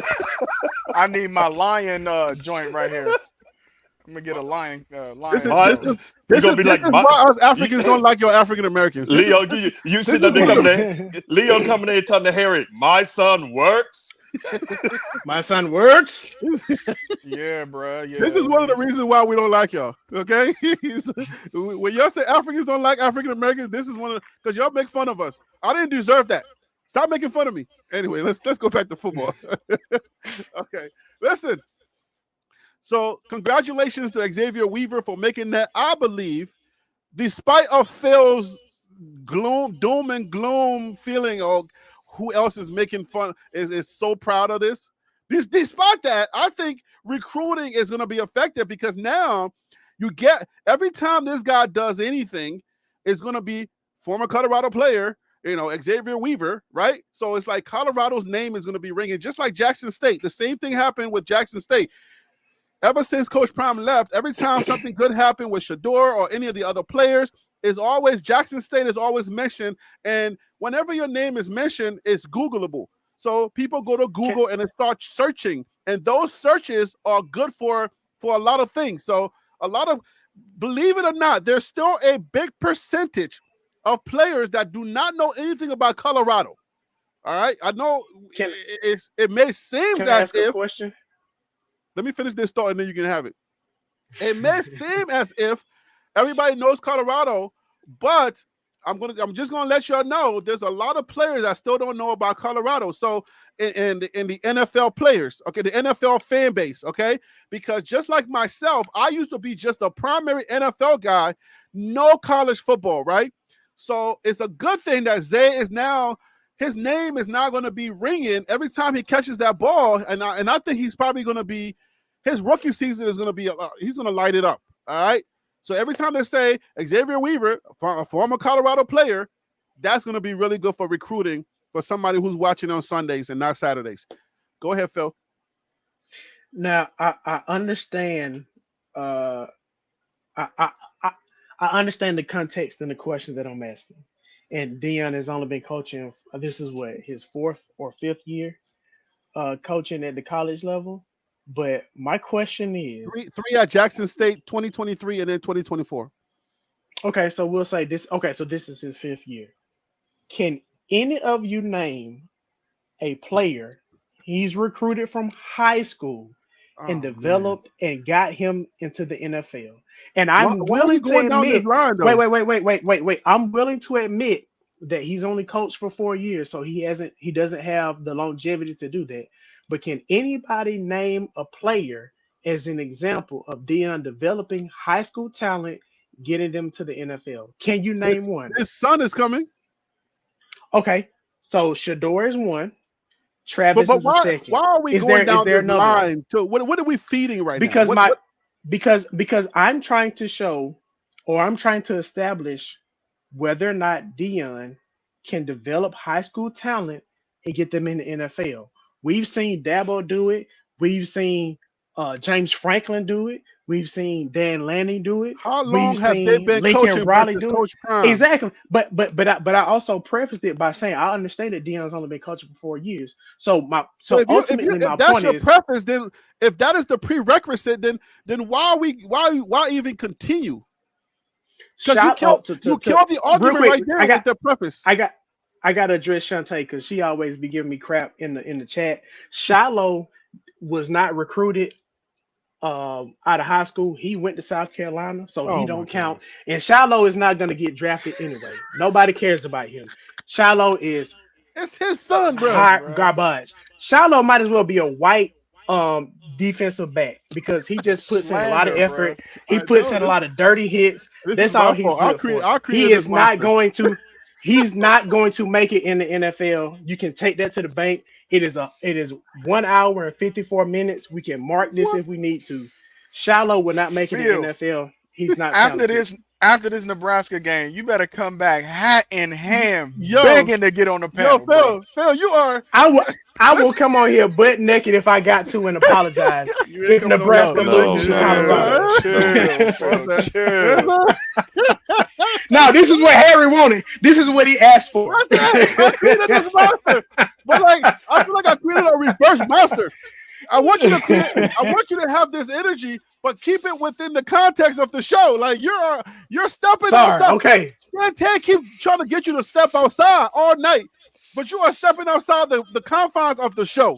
Now I will say you this, Harry, that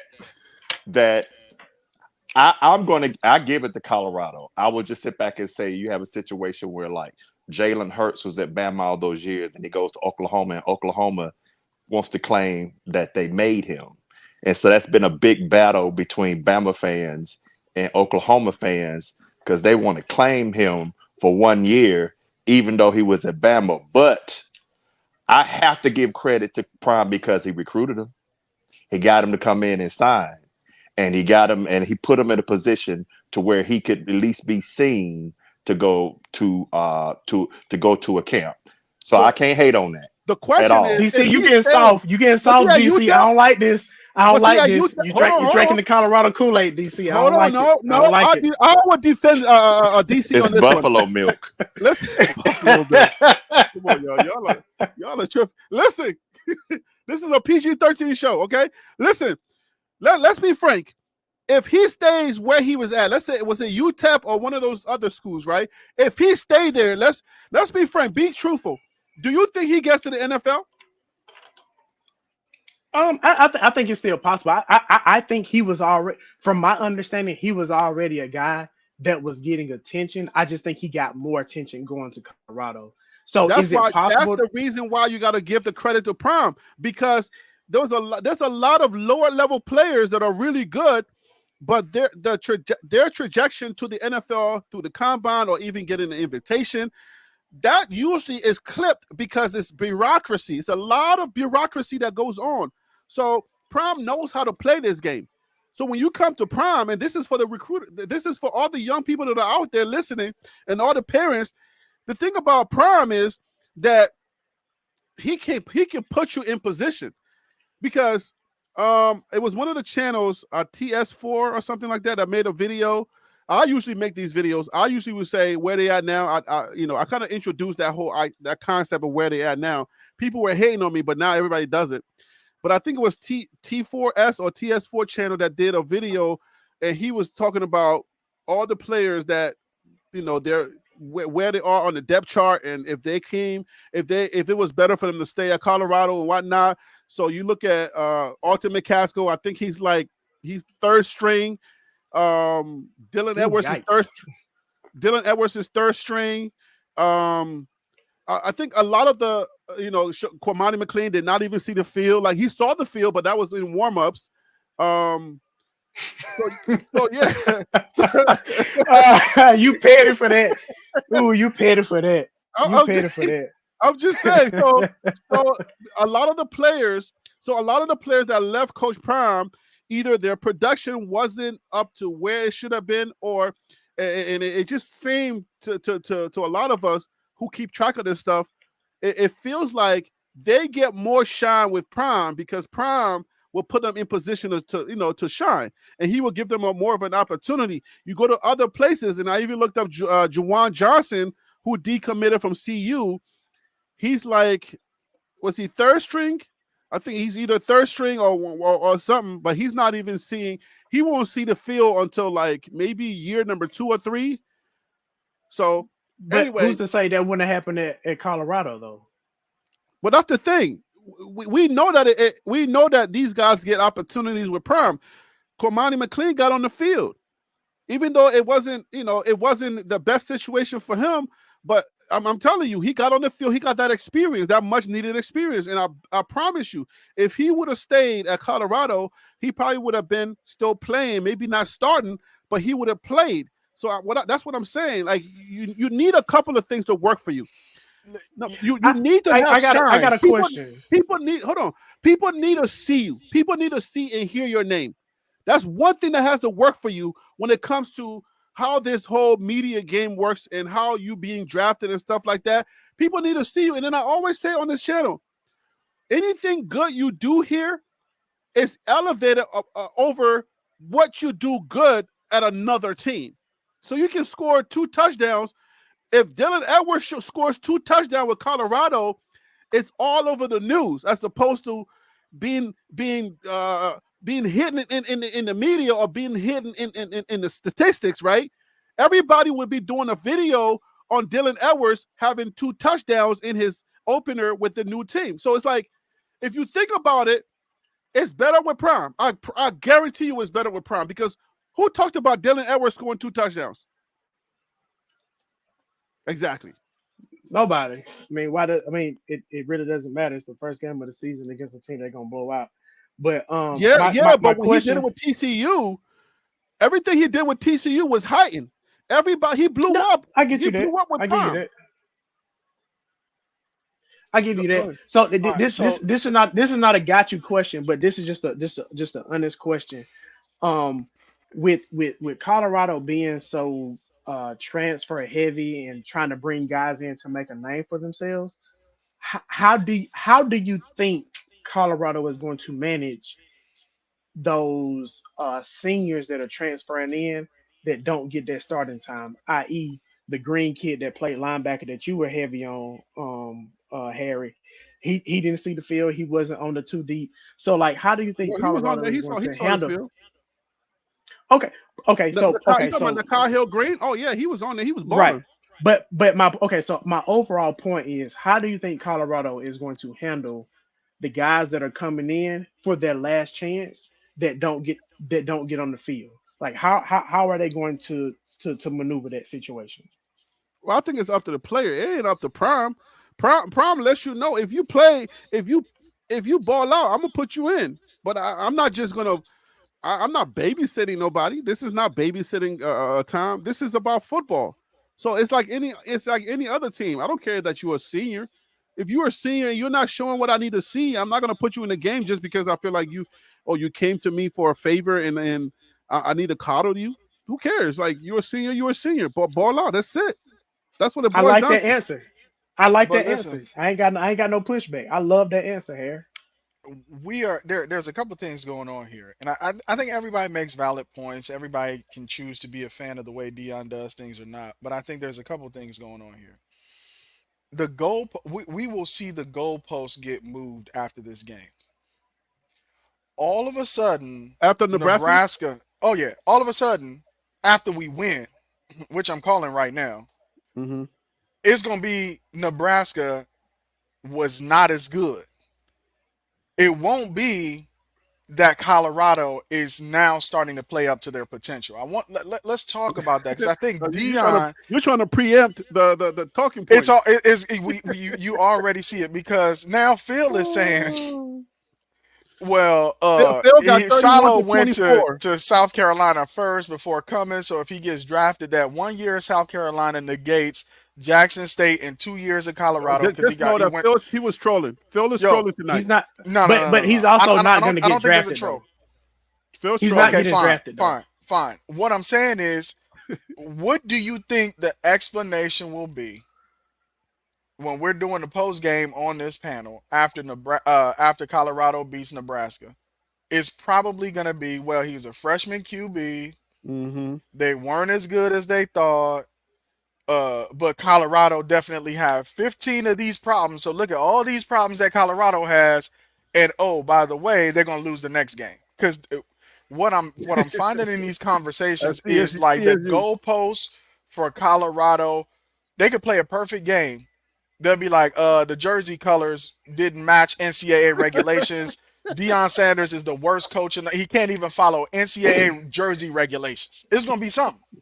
Harry, I based don't think off of that's what his you fault know though. about me, Yeah? based off of what you know about me for maybe the past year or so that we've been communicating.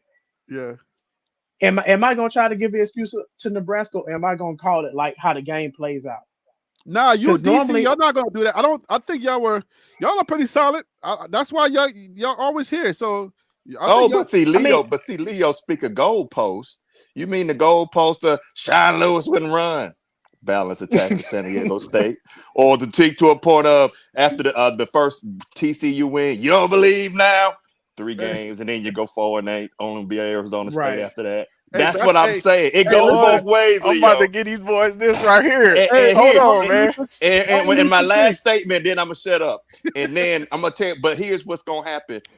If you're right, if Nebraska to move, they will move the goalposts. But you know, if Nebraska wins, you know what's gonna move is the moving trucks backing up to Prime's house, warming up, just sitting waiting, so you can go in there and get all that stuff. When he said, "I just gonna tell y'all that old Prime just gonna go sit down somewhere and just He kick your no feet no on no. up and God called me fish." collect. God God called me called me to collect and go said I home gotta and go on. The, fish. yeah I got to go yeah. God fish. called Oh, me I to go like fish. this.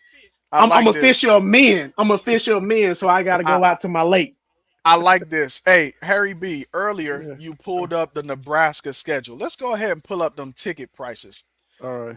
Moving Let's truck backing up to, no, you mean Brinks truck backing up to Prime's house. Hold on, pull up them ticket prices real quick. Let's see who's going anywhere. all right. Go Playing to for the go. clicks. Hold up, Playing bruh. for Hold up, clicks. bruh. Hold up, Hey, bruh. Speaking of playing for clicks, Hold Dan up, Lanning was bruh. playing for clicks. That's okay. Just continue.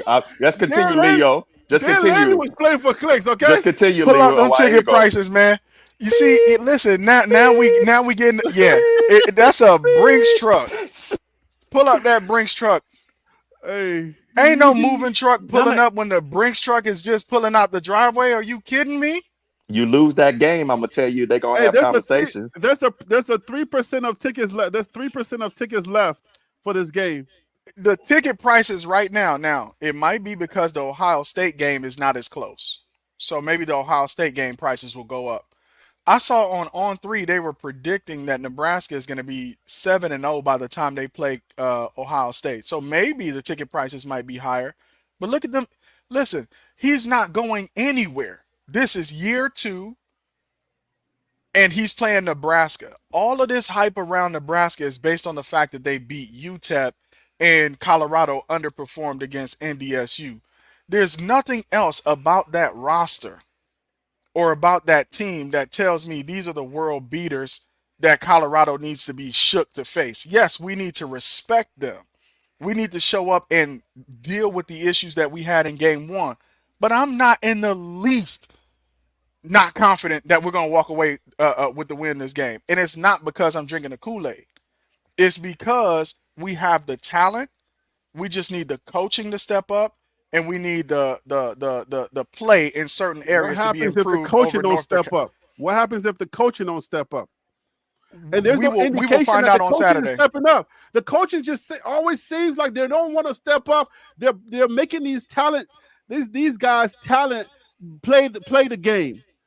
The coaching is not stepping up, bro. I'm not seeing the coaching stepping up. That's one of my biggest concerns is that the coaching doesn't step up. The kids come to play every game, but the coaches stay at home every game. That's the concern, man. It's not about these kids. We got one of the most talented rosters in the daggone country, and you know why they won't give us the respect that we deserve? It's because of the daggone coaches. Well, I would Oh, say let me say this real quickly, Leo, before you finish your point.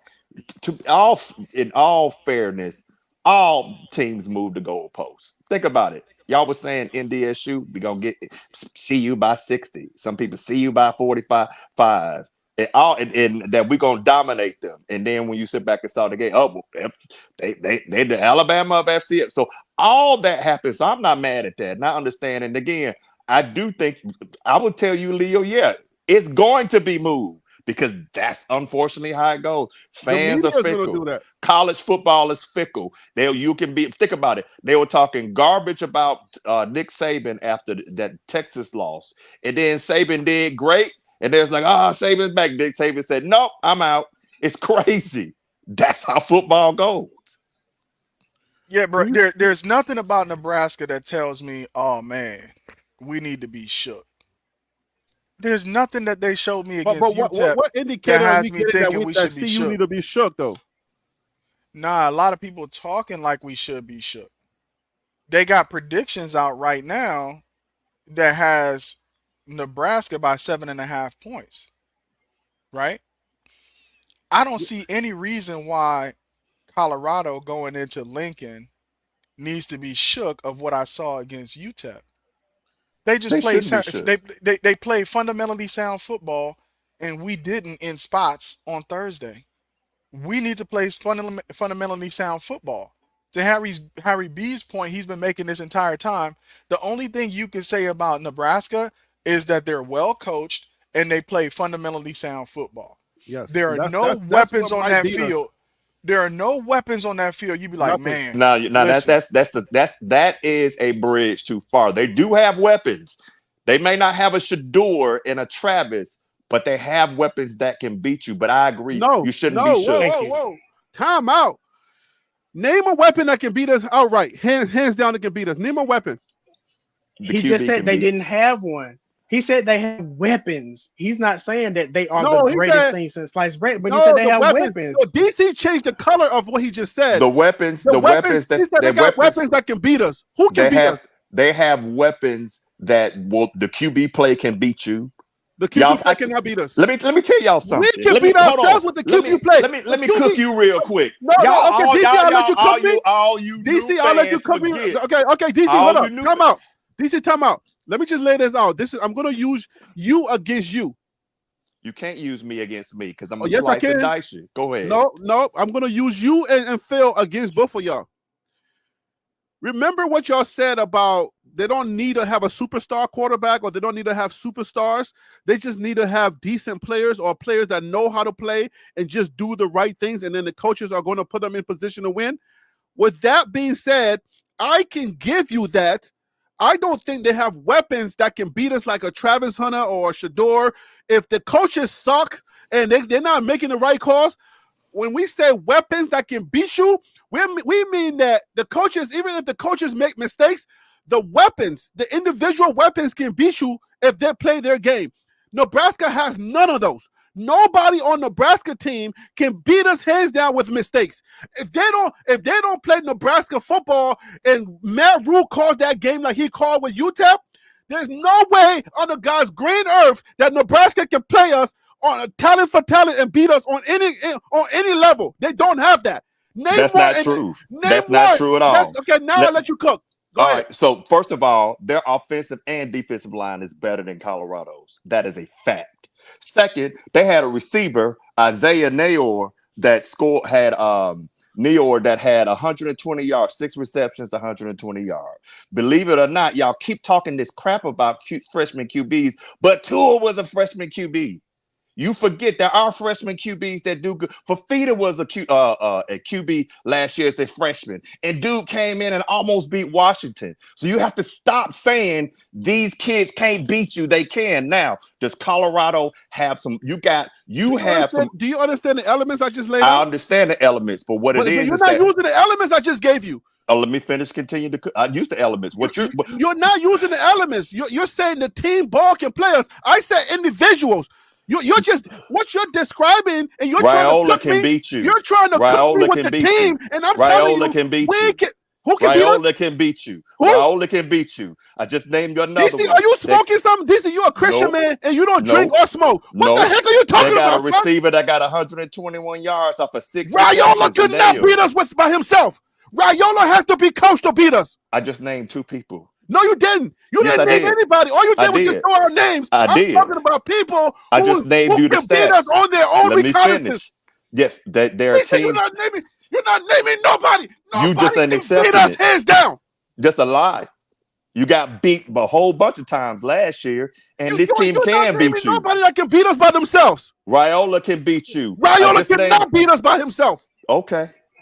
I ain't saying he will. Okay. I didn't say he will.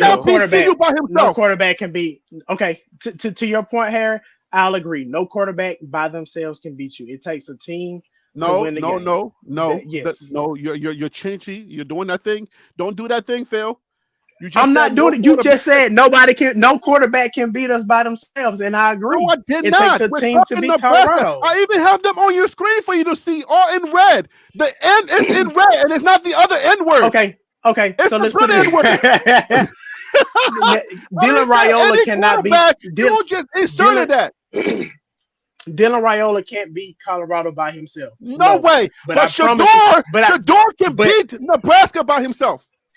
but it shouldn't take Shedeur to win the game. That's the point. It should But take a that's the team point that we're to win making. the DC game. wanted to cook, and he didn't, and he came with a plastic fork trying to cook Liberian food. You can't cook Liberian food with no plastic fork. Are And you you came crazy? with your fingers. So stop.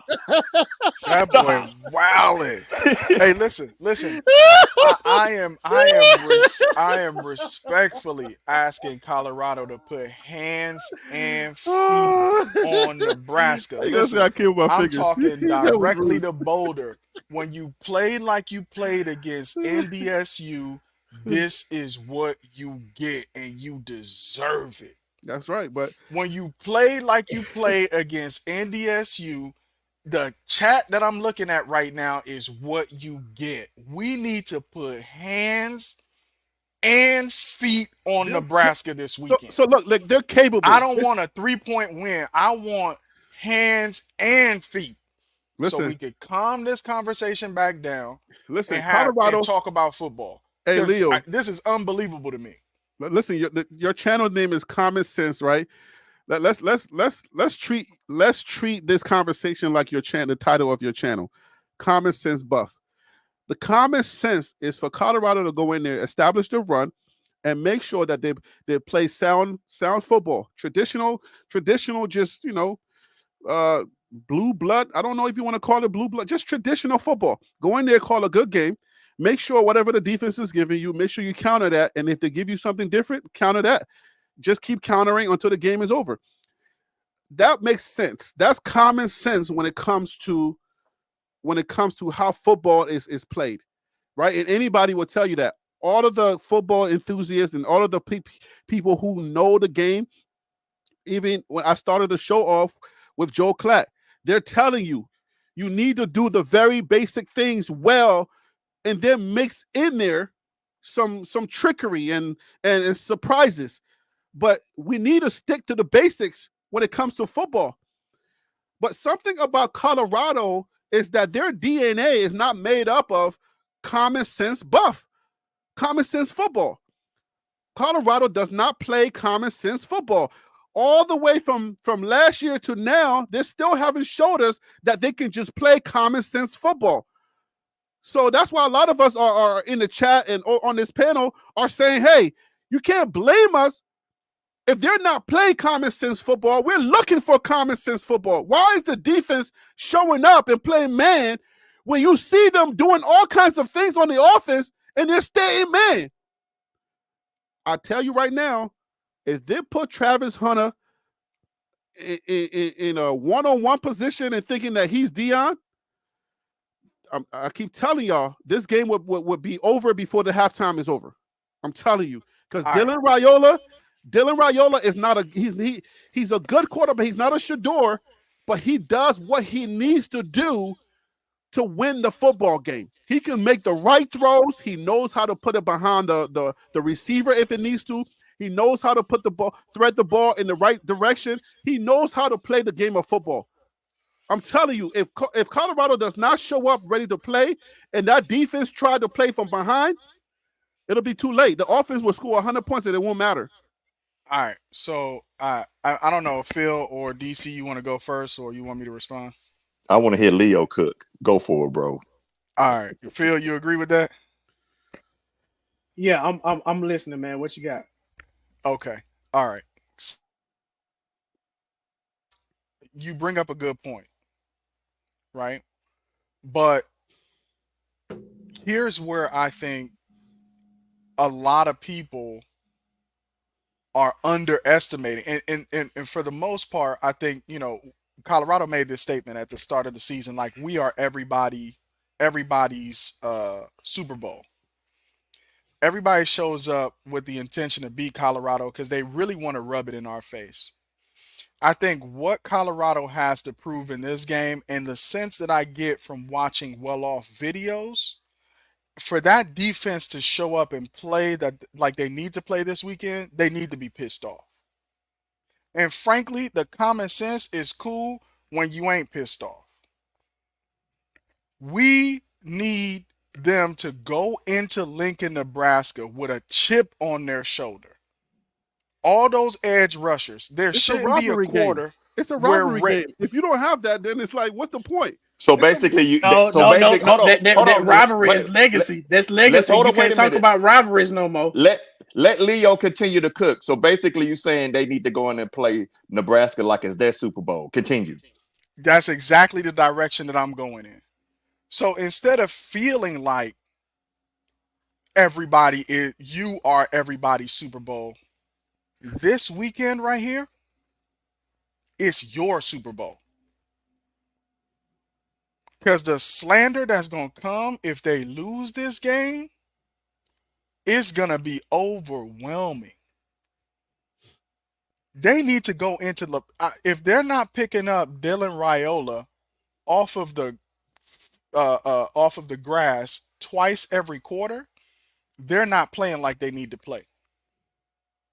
We need to be able to hear on the TV some of the biggest hits of this football season when that defense steps on the field. That is my expectation of Colorado. All of this Showtime and everything that we see, the flash, the everything, the jewelry, all of that, at some point in football, bruh, you just going to have to punch some people in the mouth. That's why I'm here with these shades on. Because in my chat, they wildin'. And at a certain point, you could talk family business, but don't talk about my family, bruh. We could be here. We could talk about Colorado. We could joke around. They need to fix this. But when I start to get slander from the other side, bruh, we got to go in there and punch them in the mouth. I don't appreciate that. See, that's how they got to show up in Nebraska and play this weekend. See, I saw the glasses. I was getting ready to ask you how you were raised. I'm messing with you, Leo, of course. Yeah, man. Take your hat off. Take your hat off. Take them shades off when you talk to a grown man. Bruh, we gotta go in there and we gotta punch them in the mouth, bruh. You see what I'm saying? The common sense stuff of doing the analysis and we have to run the ball up the middle. Nah. As soon as that ball gets snapped, somebody got to get their head knocked off in Lincoln to remind them we came here to play football. It's 9:26, guys. Let's get the predictions. Do you think that's the makeup of Colorado? Just a quick question. Do you think that is even in Colorado to come in there and punch somebody in the mouth, especially going into Memorial Stadium? Do you think that's in the makeup of it? Guys, come on. This is rivalry. No, wait. Listen to what I'm saying though. Listen to what I'm saying though. Even if it's not Colorado, let's just say there's a team out there that's going to end up 2-10. They are a weak-minded team. It's not in their makeup to go punch somebody in the mouth. I'm not saying that's Colorado, but what I'm saying is each team has their own identity. I'm simply asking, do you think Colorado has the identity to go into Why don't Nebraska? you answer that question first? You answer that question first. Based off of what I saw last year and based off of what I've seen this year, they don't have that in them to do it. So I'm not expecting them to go in there and punch Nebraska in the mouth. Can they win? Yes. But will they make a dominant statement and just be like, Colorado was the best after this game? I just don't see that happening. I don't. I just want to see how y'all feel. They don't have trust yet. I think maybe by the middle of the season, after 5 games, they may understand each other. But right now, they don't have trust. There's a lot of things missing when it comes to synergy. But listen, let's get these. Let me renew these things we got on here. I got Coach McKinney, 36-27. CU. Phil says 31-24. Nebraska. Let me get Tim back. Tim, welcome to the show, brother. Yo, what's up, guys? How you doing, man? DC got 35-24 Nebraska. Yardman, he had 27-15 Nebraska. Him has 34-17 Colorado. Harry, that'll be me. 34-31 Colorado. Even though now I'm a little concerned, but it's still good. Tim just came on. Tim, let me know if you want to change your answer from 34 to 17. And I believe that was Colorado, you said, Tim? Yeah, let me change it to, you know what? Never mind. Keep it the same. 34-17. 34 to 17. What scared you, man? What got you thinking? Our excellent analysis tonight? No, I mean, I've been enjoying it, the show and everybody's thoughts. I do want to say this, like, all y'all are making great points. But if I watched the game against Nebraska, and there's some things that stand out to me, like Dylan Raiola, he winds up when he throws the ball, right? Believe it or not, that's a split 1 or 2 seconds that gives the defense to recover on a wideout. Number 18, they wide receiver. I don't know who they're going to have on him, DJ McKinney, or they're going to have Travis. If Travis is playing both ways, that's going to be a problem for Travis. As good as he is, and, you know, you could talk about, you know, the shape that he's in and everything, but this kid can flat out fly. He can knock the top off you if you're not paying attention. They have they can run the ball. They showed, even though it's UTEP, but they showed that they can run the ball. They're not fumbling the ball with the QB. They also have a tight end. If we're not able to protect the middle, it's going to be a long night in Lincoln. Number 18, they move him into the slot as well as wide out. But if they put him in the slot, now it's one-on-one with the linebacker. And I feel like the linebackers can't hold him, especially Woods. He got beat on a quick slant against North Dakota State. And if this kid catches it, he's going to take it to the house. So, Shiloh, I'm looking for Shiloh to play a better game. From what I've seen against North Dakota State, I wasn't impressed at all. Do y'all think Shiloh's hurt? Do y'all think he's still hurt? I don't know if he's hurt or what, but he was taking bad angles. He was taking bad angles. I mean, if you go back and watch the game, it's like DJ McKinney, when the dude broke free, he came from behind and snatched the dude down. It's like, okay, bro, when you gonna come forward? You backing up. So it's just a lot that I see from Shiloh that I don't like. It's almost like, okay, hey, do you really want this? You know, you can look at people and tell by the style of play, do you really want this? Because I heard y'all talk about the draft and everything. The draft and everything next year. To me, if he's hurt, he shouldn't be out there.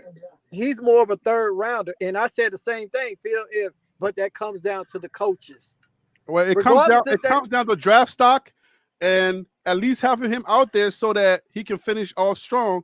But I think, that doesn't make any sense though, Harry. Like if you're trying to increase your draft stock, why would you play while you're hurt and you can't play at 100% and you're not putting the best product on the field? Because you lost last year and you can't have that stink on your stuff.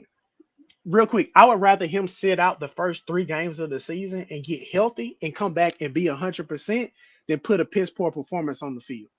That's how I feel about it. If I were the coach, but I understand it's different. I don't have a gold jacket. It is what it is. Yeah, his gold jacket dad is trying to manage their last year and the decision. Keep in mind, remember when we was all saying Shedeur should sit out? Shedeur was still playing when he was about to die.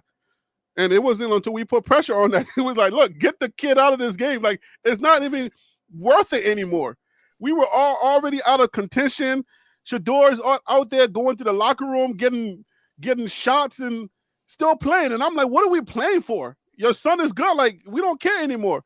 So I don't trust that staff to be like, oh yeah, if you're 50%, they're gonna say, go ahead and sit down and get to 80 before we start playing. I don't trust them. I'll say this much: if Pilar was the head coach of Colorado, it would look a lot different. I'll leave it at that. Let me get these scores out. Y'all about to go in. So Tim is 34-17. Prime Effect 101. has CU with two touchdowns. Gerard D said 34-14 CU. Surfer Boy 3000 got 42-24 Nebraska.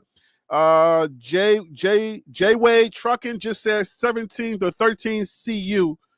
I got DC, I got Yardman. Yeah. All right, so that's what we have. That's what we have so far.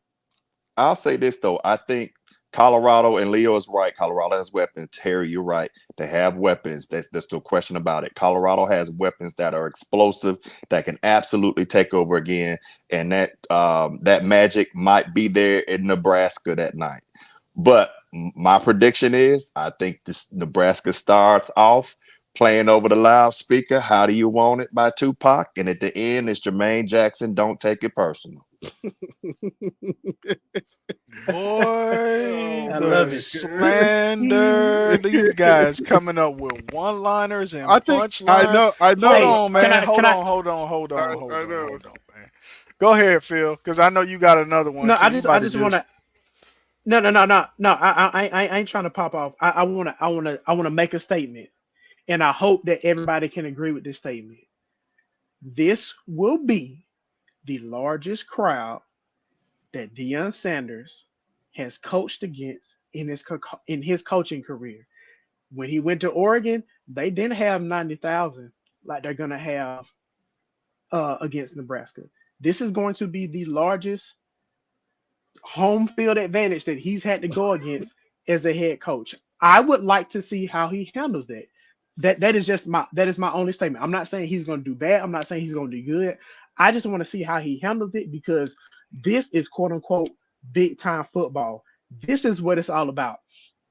If Deion is going to stay at Colorado, he's going to have to show that he can handle this. If Deion is going to be successful at Colorado and possibly get the Florida job, looking at how Napier did, because if Colorado goes to a bowl game, they're going to take that Florida. He's going to take that Florida job. So all I'm saying is I need to see what he looks like in front of 90,000. That's it. Let me raise my hand. I got this. The Rose Bowl wasn't 90,000, Shante. Okay, hold on. No, I got this. First of all, let me I think our videos get on an average 300,000 views per upload. Okay, so let's just put it this way: the sentiment, the thing you're trying to instill or you're trying to warn against is of no consequence in this scenario, because you got the number one most brightest light showing up guy with the brightest of lights in prime, right? And his son has played in the most brightest of lights in Shedeur. And a lot of these players, even though they have not played like that, Coach Prime knows how to coach them into that. So if it comes down to that, I have no issue with that. My concern when it comes to the outside football stuff, like, oh, there's so much noise and there's I have no issues with that. I just want Coach Prime to go in there, stop giving so much power to these individual coaches, and take over the game. Like, if you have confidence, if you know the game, and I know you do, I trust you do, you played it so well, you've been coached by different coaches, and you know the game, take over the freaking game and win it. That's it. Stop trusting John Doe and all these other guys. Let them make their own decisions. You told us in the preseason that you were going to be more hands-on. All right? So now be more hands-on. If you want to run the ball and you said, oh, no, we didn't have a line last year, but now you do have the line and you're still not running the ball, you can't say it's Sean Lewis anymore, because we know now Sean Lewis got 264 yards running the ball and you got 59. So what that tells me is that, no, it wasn't Sean Lewis. It was you. It was you, Prime. Eat that and take that. That's you, Prime. Take over, Prime, and win the game. You have the talent. We just need you to coach them up. That's it. And if you can't do that, then we can't put the blame on nobody else. We got to come to Prime after game number 3. If we lose Nebraska, we lose CSU, we got to come to Prime and say, Prime, we got a question. Quick statement. There's a difference between being on well-off media and having a lot of people watching you and being in front of 90,000 people screaming at you. There's a difference. I'm not saying that they're not ready for it. They're good. I'm just saying, don't worry No, about that. Harry. That's not Wait what a we're minute. worried about. No, are you honestly going to say there's a difference between being on well-off media that has a lot of views on YouTube and actually being in a stadium with 90,000 people No, I'm against you? giving Are you you that. saying there's the I'm same thing? saying no. I'm Okay, telling cool. you that I'm just telling you that of all the things that we've discussed tonight that we need to be worried about or at least concerned or bring to the table, I don't see the crowd size being a problem at all. I don't think crowd Okay, size is going to that's affect fair. these boys. I disagree, but I get your point. I disagree, but that's fair. I'll move on so everybody else can get their time. If you're coming from the angle of, oh, the crowd size is going to cause them to have difficulty in communication, then I mean that's an argument that I can say, all right, I see that, and we'll have to see after the first quarter if the communication is an issue. But if you're coming from the angle of, oh, these boys, this light is going to be so much brighter than what they're used to that they're going to fold under those lights, then I say, Phil, come on, bro, nah.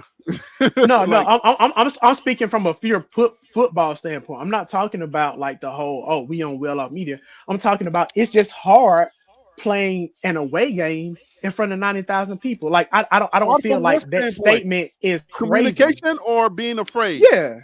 No, not being afraid, but just like it is hard to be in front of 90,000 people that Hard are from not going what? to be quiet. Hard like From a, what? Like, from a what do you mean hard? from What does that mean? They can't from a hear, or communication. they're just gonna be like, oh my gosh, there's so many people. What are you saying? I'm not trying to insult Colorado. I'm really not. Like that's not my goal in saying that. I'm just simply saying there's a difference in playing at home at Folsom Field than playing at Memorial Stadium. There's a difference in play. For example, What's the the reason context? why What are you the reason saying? the reason why the Miami win was so impressive, the reason why the Nebraska, excuse me, not Nebraska, the reason why the Notre Dame win was so impressive is because they did it at an SEC stadium where the crowd was against them. It is hard to go in ruckus stadiums and pull out a win. All I'm saying is it is going to be difficult for Colorado to deal with that. I'm not saying they can't be Are successful. you I hearing just me want to see how they asking the handle it. question? I'm trying to contextualize what you're saying. I need you to describe what you mean by it's going to be hard. You can't just say it's going to be hard. Are you talking about from the standpoint of Communication, communication, or communication, and like I said before, a couple of months ago, I want to see who gonna piss down their leg when the rubber meets the road, when it's really time to play because they haven't played in these in this oh, okay, environment anymore. all right. That's what I'm looking for. We're about to end, but let me bring on Ron Tate. Hey, Ron, you're coming on for final words.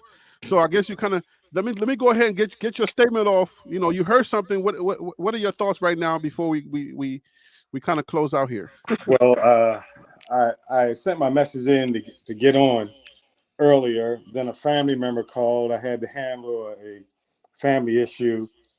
I've heard nothing other than Phil saying with that playing an away game with a large crowd,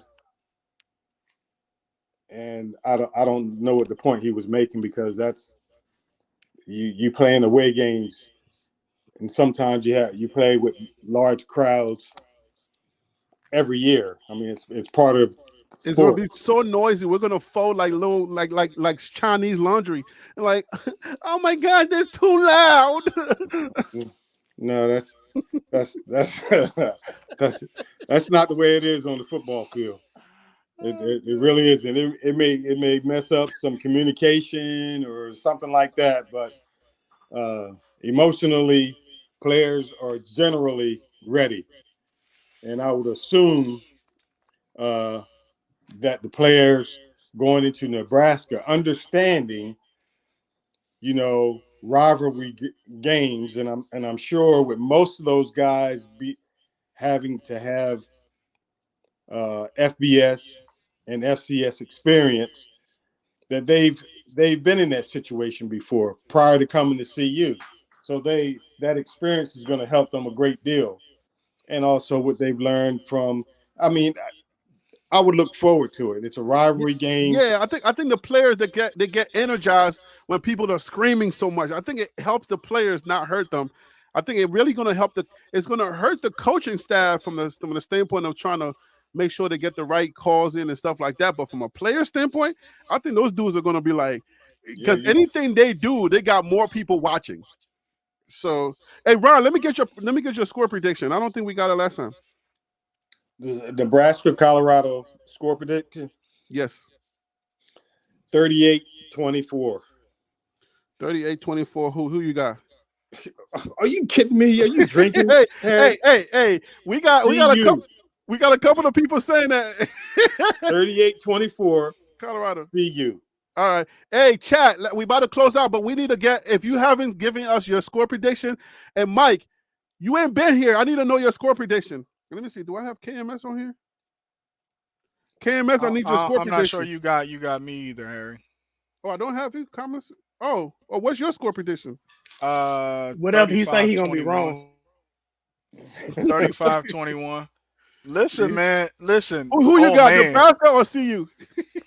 CU, listen. I'm going to be, I'm going to enjoy it on Saturday, man. I'm going to enjoy it, man. Because you got to come on the stream. So bro. You can tell us your, you can tell us your opinion live.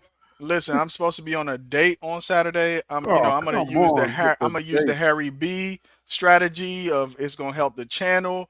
And then, if all else fails, I'll just get a divorce and come on anyway. You know what I'm saying? There you go, yeah. And then afterwards, it's a big game. Hey, Leo, when I was in college, whenever I watched the movie Bruce Almighty, the night ended really well. So I suggest at some point in the night, you watch Bruce Almighty, you have to thank me in the morning.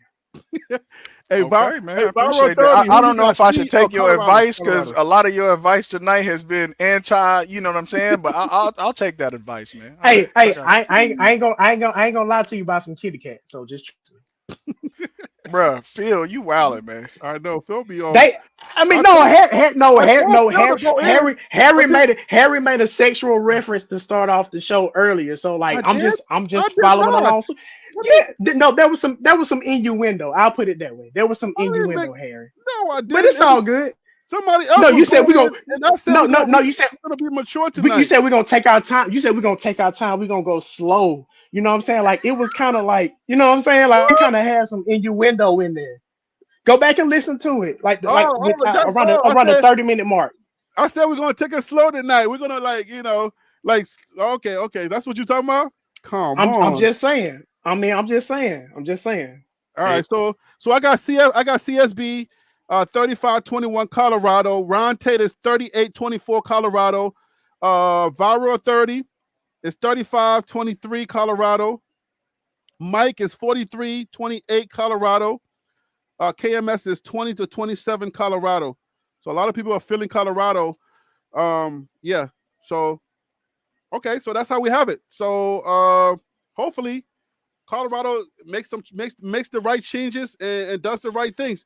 Let me get final thoughts. We're gonna start backwards. Ron Tate, what are your final thoughts? If you can late, what are you looking to see? Put that in your final thoughts. What are you looking to see? I'm looking to see the offensive line, and excuse me. Let me start with the offensive coordinator making some adjustments with the runs that he calls, that they're a little more creative instead of dive plays in the A gap, dive plays in the B gap, being more creative with the offense and the offensive line, giving the offensive line an opportunity to run block those big guys in Nebraska, because you got to get some angles, because head up is not going to work. You need angles to move those big rascals. All right. That's my point. It's that offensive line. That's what I want to see. I think the defense is going to continue to improve. They make some adjustments, get the right people in there. And the offensive line, let's wake up that run game. Yeah, Shedeur was still running for his life. So I'm telling you, it's coming. But we're not going to say it yet. Tim, what do you need to see on Saturday for CU to win? What do you need to see? I'm looking for them to be able to block better, establish the run. I'm looking for them I'm looking for the defensive line to be able to get to that backfield, man, to make it harder on Dylan Raiola, to kind of disrupt him.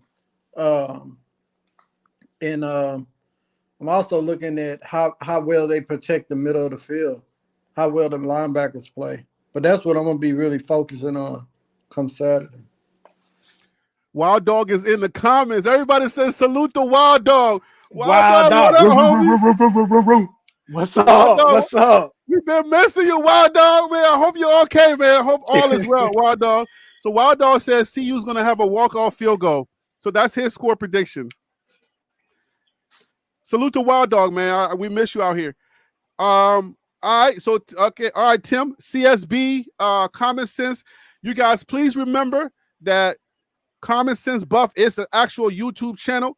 Common Sense Buffs is so go if you can go to Common Sense Buff on YouTube and check out his channel, and please subscribe and help this brother grow. Let's get his watch hours up so that he can get monetized and start making that money. What are your final thoughts? What are you looking to see on Saturday from the Buffs? Final thoughts, Leo. Yeah, when I get monetized, Phil and DC gonna be like, man, why did they give him money? I know that's what they gonna say. I already know that's what they gonna say. Should have never gave y'all niggas money. Oh, he don't say the N-word. Good. Great. I said, hey man, I created this monster. It's okay. Must be the money. Every time I come on here, once I get monetized, it must be the money. That's how I'm coming on this show from now on. I'm here for All it. right, I'm here for it.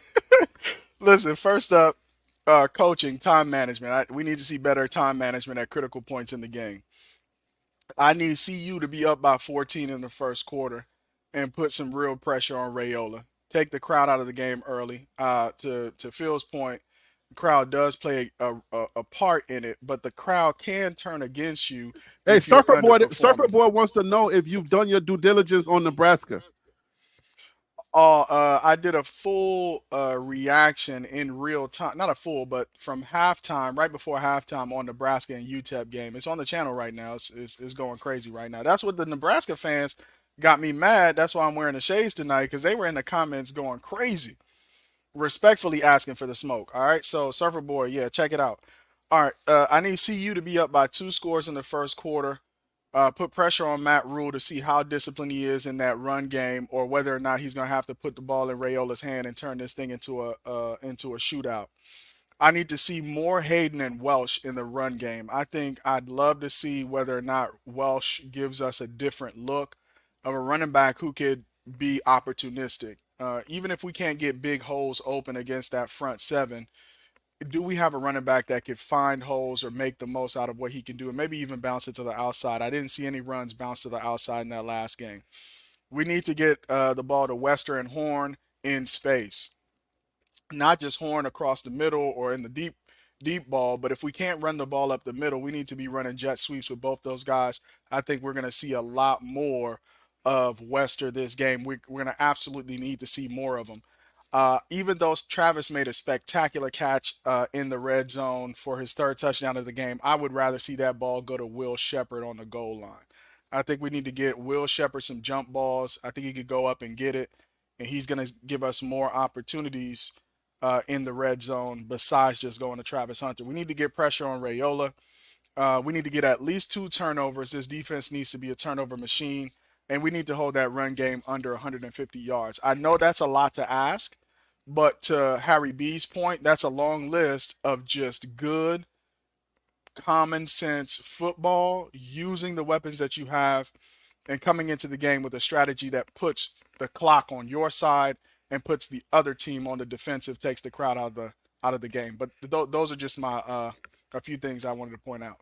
That's what's up. That's pretty good. Hey, Phil So Real, thank you so much for the super chat. I appreciate you. I hope you all are having a good night. Life is short. Don't take this CU stuff too serious. Phil, why don't you say that on yourself? Why don't you say that on yourself in your final thoughts and what you're looking to see? Man, first off, I'm gonna start off with love. I love each and every one of y'all on the panel, each and every one of y'all in the chat. Man, I'm gonna be so serious, man. Y'all make life fun, man. I really appreciate it. As far as what I'm looking for on Saturday, I'm looking for a third down conversions for Colorado. as well as third down stops for Colorado on defense. If they can get Nebraska off the field and not allow them to extend drives, that would be great because with North Dakota State, Colorado wasn't able to get off the field as much, and because Colorado was scoring so fast, they never gave their defense a chance to really get some gas and get a breath. So I want to see what third downs look like. I want to look at willingness to run the ball. I want to see Colorado commit to the run. I want to see how Colorado decides to get pressure on Dylan Raiola because he seems like he's poised. He seems like he has good pocket presence, but I want to see how they create the pressure. Are they going to do stunts? Are they going to send blitzes? Are they going to come like straight up the middle in the pocket? Are they going to come from the edges? What's going to be their scheme to get pressure on him? And lastly, I want to see how many snaps does Travis play because 100 snaps every game is going to add up after a certain point. And Nebraska does have a pretty good receiver in Nair. I think he's number 18. He was a transfer from Wyoming. They went to Texas last year, had some issues at Texas. I think he got injured. Now he's at Nebraska. He's a legit game changer, and he's a deep threat. And he has the build that we've seen give Travis Hunter some issues in the past. So I want to see how Travis kind of measures up against him. And that's pretty much what I'm looking for, man. I think it's going to be a good game. I think it's going to be a close game. I honestly think Nebraska is going to win, but I think it's going to be a good game. So I'm looking forward to it. All right. Appreciate the super chat KMS929. Keep up the good work. Keep up the good work, Harry B. Guys, I just want to remind you on your screen is the Common Sense Buff YouTube channel. I only see 132 subscribers here. Guys, we can do way better than that. Please go to the channel. As you can see right here, it says subscribed or subbed. That's me. That's me right there. I actually have a couple of channels that's actually subbed, so I've given him a couple of subs, guys. Please make sure to go to his channel. He got this video right here, CU Buffs preview, Nebraska versus UTEP. Is doing crazy numbers right now. It could do a little bit better with your help. So if you are watching and you still are watching, please go to my brother's channel and please sub to the channel. Thank you very much. And I'm so excited to just see my guy Wild Dog. He's back in the chat, holding it down. Wild Dog, he says, all my red clothes are packed away in a box. I even took off the red flag on the mailbox. Well, I'm walking around here like Santa Claus, so. Oh, Lord. I'm messing with you. DC, he likes with to do this thing with the fan base. He likes to just poke us. You know what I'm saying? He likes to just make fun of us because he knows we're emotional. But I got a nice thing. I got a nice thing to say. So I used to have a shirt that says "I hate Ron Tate," but now I have crossed out hate and put a heart emoji because I love Ron Tate, and I mean it from the bottom of my heart. Ron Tate has seen the light. Listen, I'm just keeping it real. I'm just keeping it real. But look, I love that shirt. But please keep that hate close by. No, I can't, man. Because the thing is, you spot on. You can't take nothing away from you. I mean, it's on. So I love Ron Tate, everybody. I confess it publicly. Well, I'm afraid I'm over my shoulder. It's not like having one of those shirts that says "I'm in love with a man" and it's Jesus. Let's move on. DC, go ahead. Give us your final. We're not going to end this show with the weirdness, okay? Well, okay, because my second joke was I was going to say is that I was about to say I get tired of Ron Potato Head. But it's all good. That's a dad joke. Dad joke. Yeah, I love it. Anyway, that's a dad joke right there. Especially the way the show has been going. Let's not. All right, messing with you. All right. So anyway, hey, here's the thing. I'm not against Colorado. The main thing, fans, is just enjoy the game. Win, lose, or draw. I know Leo will enjoy it. I'm gonna go over there and I'll help you with the Nebraska fans. Say y'all need to sit down, go shuck some corn. All that good stuff, but just enjoy football. This is the great thing about it. I mean, don't take it. If you take this personal, you're gonna be looking ugly some games. So don't. What are you looking to see, DC? I'm looking to see them come out with energy, momentum, to be sound football. I'm really looking more so to see what Colorado does than Nebraska. And I'm looking to see them really just get in there. Just like Leo said, I want them to go in there. Like, I think even Ron Tate has this mentality. I want them to go in there and have a mentality of, basically, I want them to go in there and be almost as nasty as CSU was. Go in there, because if you don't, they gonna run over you. Go in there and just try to your best to let them know you ain't no punks and you trying to take over.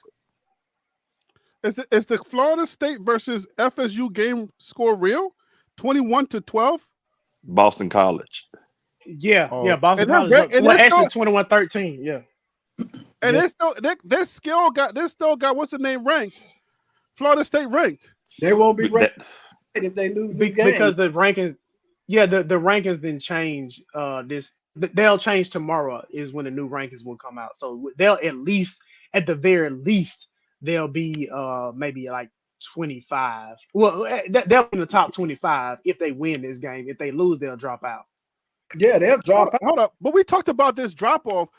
Is the drop off that much from last year? Why is there drop off so much? What you mean drop off? I mean, hey, they lost some players, but I thought it was just a quarterback issue. Hey, So let y'all tell it. The portal's the way to win the game, though. Dude, they are making the committee. They are making them honest. They're keeping it like the committee told y'all that y'all were nothing, and y'all are proving them right. What happened? They lost. If they lose this game tonight, that's 2 unranked teams that they didn't lost to. So that tells everything that you need to know about how good they are this season. Oh, they're not. Well, there it is. Florida State is. Are they kidding me right now? Boston College they're good at basketball, not football. You got to remember. They got to remind themselves this is not basketball. This is football. Hey, don't talk about prime school. Let's not do that around here. Hey, Phil. They told me bust down my AP. Perfect time, man. Hey, Phil. Yeah, you can talk about LSU because they stunk up the place last night. Oh yeah. Oh! I forgot. Tim is in the building. LSU. What happened to your LSU, my guy? No, Hey, I listen. Hey, real quick. I get rid of my head coach. That's 3 years in a row. Season openers, he didn't lose. I mean, Hey, listen. I don't like to talk junk about people. I don't like picking at people when their team lose. That's not how I get down. I think LSU will be just fine. Because I don't know, man. I don't like talking junk. Like, that's never been my thing. Like, I enjoy the banter, but when it comes down to it, I don't know. I honestly don't know. It's just how I am. But the point is, I think LSU will be okay. I think they got some things they got to fix, but Brian Kelly is a really good football coach. I just don't think he's the coach that's going to get them a championship. And I'll just leave it at that with LSU. Hey, you seen that secondary? That secondary trash. You talking about LSU secondary? Yes, they trash. No, I don't think they're trash. I think they play really well. I watched the entire game. I thought they played really, really well, but it was just some in-game decision making that just caused them the game. Because even the coach was screaming. He was like, "I can't believe we didn't find enough, in us to bring it home." But I don't think they're trash. I don't think so. I would rather have their secondary over ours all day. Give us LSU secondary with Colorado. No, I'm telling you, I would rather have their secondary over ours all day, because they were balling. They were making stops. They came to play. They showed up in the first and second half. They did very well, but it was just at the end they just lost the game. That was it. It wasn't like there was a blowout. It was just they just lost the game. I'll take their linebackers. But yeah, I would take their whole defense over anything we got. I mean, like, our defense sucks. I want to put it on the record that Colorado defense sucks. Okay. Chill, man. Hey, chill. Harris, I ain't gonna argue against that, big dog. I'm telling you, bro. I ain't gonna argue like the against first half, the very first, first and second quarter, bro. All they had to do was just drop the ball right above the offensive line. I mean, the defensive line, and it was an automatic. Number 9 comes in, he runs for 15 yards, and then they didn't make no adjustments. I said, what are we doing? But Harry, That but let's Nebraska, be fair. Let's be fair. Colorado's defense made the stop when they needed to, especially to start the third quarter. That stop, that third down stop that Colorado had was huge, because if North Dakota State scored on their first possession in the second half, that would have changed the complete tone and tenor of the game.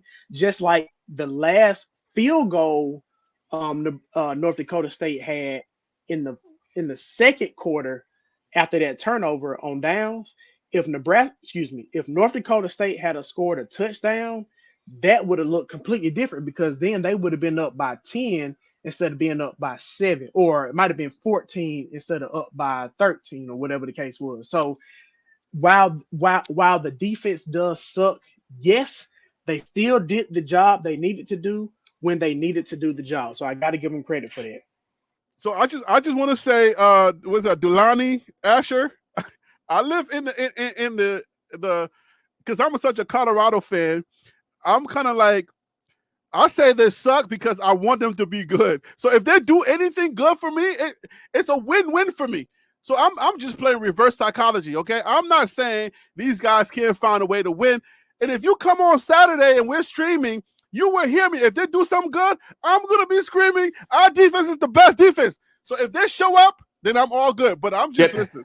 Harry, can I just say this real quick? Let me say this real quick. Yeah. Just as far as the Boston College and FSU. First game, they placed a team that can ran on them. This game, they're dealing with a team that's almost got 200 yards running on them. That's what we've been saying when you talk about the defense. It's that if Colorado can tighten that up, they are probably going to get that 8-9 win. But if they cannot tighten that up, that's going to be the issue. Yeah. All right, fellas, man. I got to go handle business. Thank you guys so much, man. Great conversation. All right, man. Yeah, I'm standing on business though next week, man. I'm gonna do my best to be on the stream, man. But thank you everybody on the panel. Thank you to the chat. Harry it's B. on Saturday. Don't miss the game. You said next week. It's this Saturday. Don't miss the game. Yeah. I'm tuned into that, but I appreciate the support, man. All right, man. All right, bro. One. Yo, take care. All right, so listen, Colorado. At the end of the day, I just hope that they learn the lesson. All right, because this is Coach Prime's second year now, and we've been all hoping that Coach Prime would have came in a whole new man. Coach Prime would come in here and have this team rocking. It's sad to see that we have so much talent on both sides of the ball, but then now the last thing and the one thing that we're missing, it happens to be on the coaching side of the ball, because we got too much talent. And we're just looking for, you know what? I don't know that Coach Prime is a bad coach, but I feel like all the confidence he has in life, it's like he's not. I don't know if he trusts himself to just take over a game. Let me ask you all this question before we leave out of here. Do y'all feel like Coach Prime tries too hard to try to be liked by everybody? Because I feel like Coach Prime needs to just take over and don't worry about nobody's feelings. Just like with the kids, he does really good with the kids and telling the kids, "Hey, if you don't play well, I'm going to take you out the game." Can he? Do you think he can tell that to the coaches? Like, I'm taking over. Do y'all think that? Anybody can just answer that if you want to. I wanted to say that I think that what he does is, when he makes a decision to bring a coach in, I think to not be seen as second guessing himself, the amount of respect and the leeway that he gives the offensive and defensive coordinators, I think that rope is a bit long than let's say a Nick Saban would do. But that's 17 years of experience. Right, because we've seen Nick Saban yell at Lane Kiffin when he was his offensive coordinator, "Run the effing ball." I mean, run the effing ball. He told him to run the effing ball. And guess what? They ran it. That's what I want to Right. see from But Dion. I want to see in Dion prime? chew out his DC. No, I don't think it is, but that's what I want to see some fire from him. When I watched the Yeah, well me off too. I want to see videos, Coach Prime it's like fired up. he get a little hot. He can yell at the guys, but I really want to see him like chew out somebody. But like, no, this is what it's gonna be. You gonna do it my way, or you gonna take your behind back to the Yeah. locker room and I leave feel it like at he's that. more That's what I want passive to see from aggressive. him. I feel like he's more passive aggressive. Like he'll give you as much leash as you need, and then like spaz out at you in the media. You know what I'm saying? Like I'm like, bro, like take over the game. We trust you, bro. You're a gold jacket for a reason. We know you can do this. First of all, at Trinity, was it Trinity that his son played at? Yeah, Trinity the Christian. offensive coordinator. Yeah, he was the offensive coordinator. It don't get no better than that. The offensive coordinator's projection is from offensive coordinator to head coach. So he was an offensive coordinator calling the plays. And he was literally controlling the game. So it's like, yo, what is Prime doing? Like, bro, like get out of your own way, man, and just do what you do naturally, man. He's a leader. Lead on the field. He's been doing this daddy ball for a long time, Harry. So now are y'all like Harry, don't fall for it, Harry. are y'all copping to the No, that was a joke. That was a joke. That was a joke. That was a joke. That was a joke. That was a joke. That was a joke. It's okay. I'm not being serious. I'm not being serious. I promise. I'm not being serious. I promise. Okay. Parental guidance competition. Parental That's what we call it. PG coaching. That's what it is. PG coaching. It's PG coaching. He's Yes. PG coaching. Let's get out of here before we get more in trouble. Let me get out of here before I say more and I lose all my subscribers. Hey guys, y'all have a good night. And listen, we got another free for all Friday coming up on Friday. So guys, hopefully I can have you on the panel. We will probably do final breakdowns and get a little deeper into Nebraska and what things we need to look at. And if you hear anything, please email me at, you know what I'm saying, at the email. I just put it up. Why not? Let me just put it up one more time. So those of you who don't know the email, you can just email me right here. jointlblive@gmail.com. That is the email, guys. My Cash App is right there for those of you who don't know. It's right there at the bottom, guys. Join TLP Live. Email me if you hear anything, if you see anything. That's how I sometimes I get videos, good videos from people telling me, hey, Harry, have you talked about this yet? Bada boom, bada bang. All right, guys. Hey, DC, I appreciate you. Tim, I appreciate you. Phil So Real, salute to you guys. Ron Tate, man, I appreciate you. Wild Dog, man, I'm so glad to see you back in the chat. Hopefully you'll get back. You'll be well enough to come back on the panel. Viral Authority, what up? Yard Man, salute to you. Surfer Boy 3000, Delani Asher, Ombre, even though you be detracting sometimes, it's all good. Good to see you out here. Shantae, salute to you. Common Sense Buff, thank you for being on the chat. I mean, on the panel tonight. All right, guys, everybody in the chat, I appreciate you guys. Thank you for making this channel a safe place for us to talk football. Good night, guys. One love. Right. Bless you. Have a good night.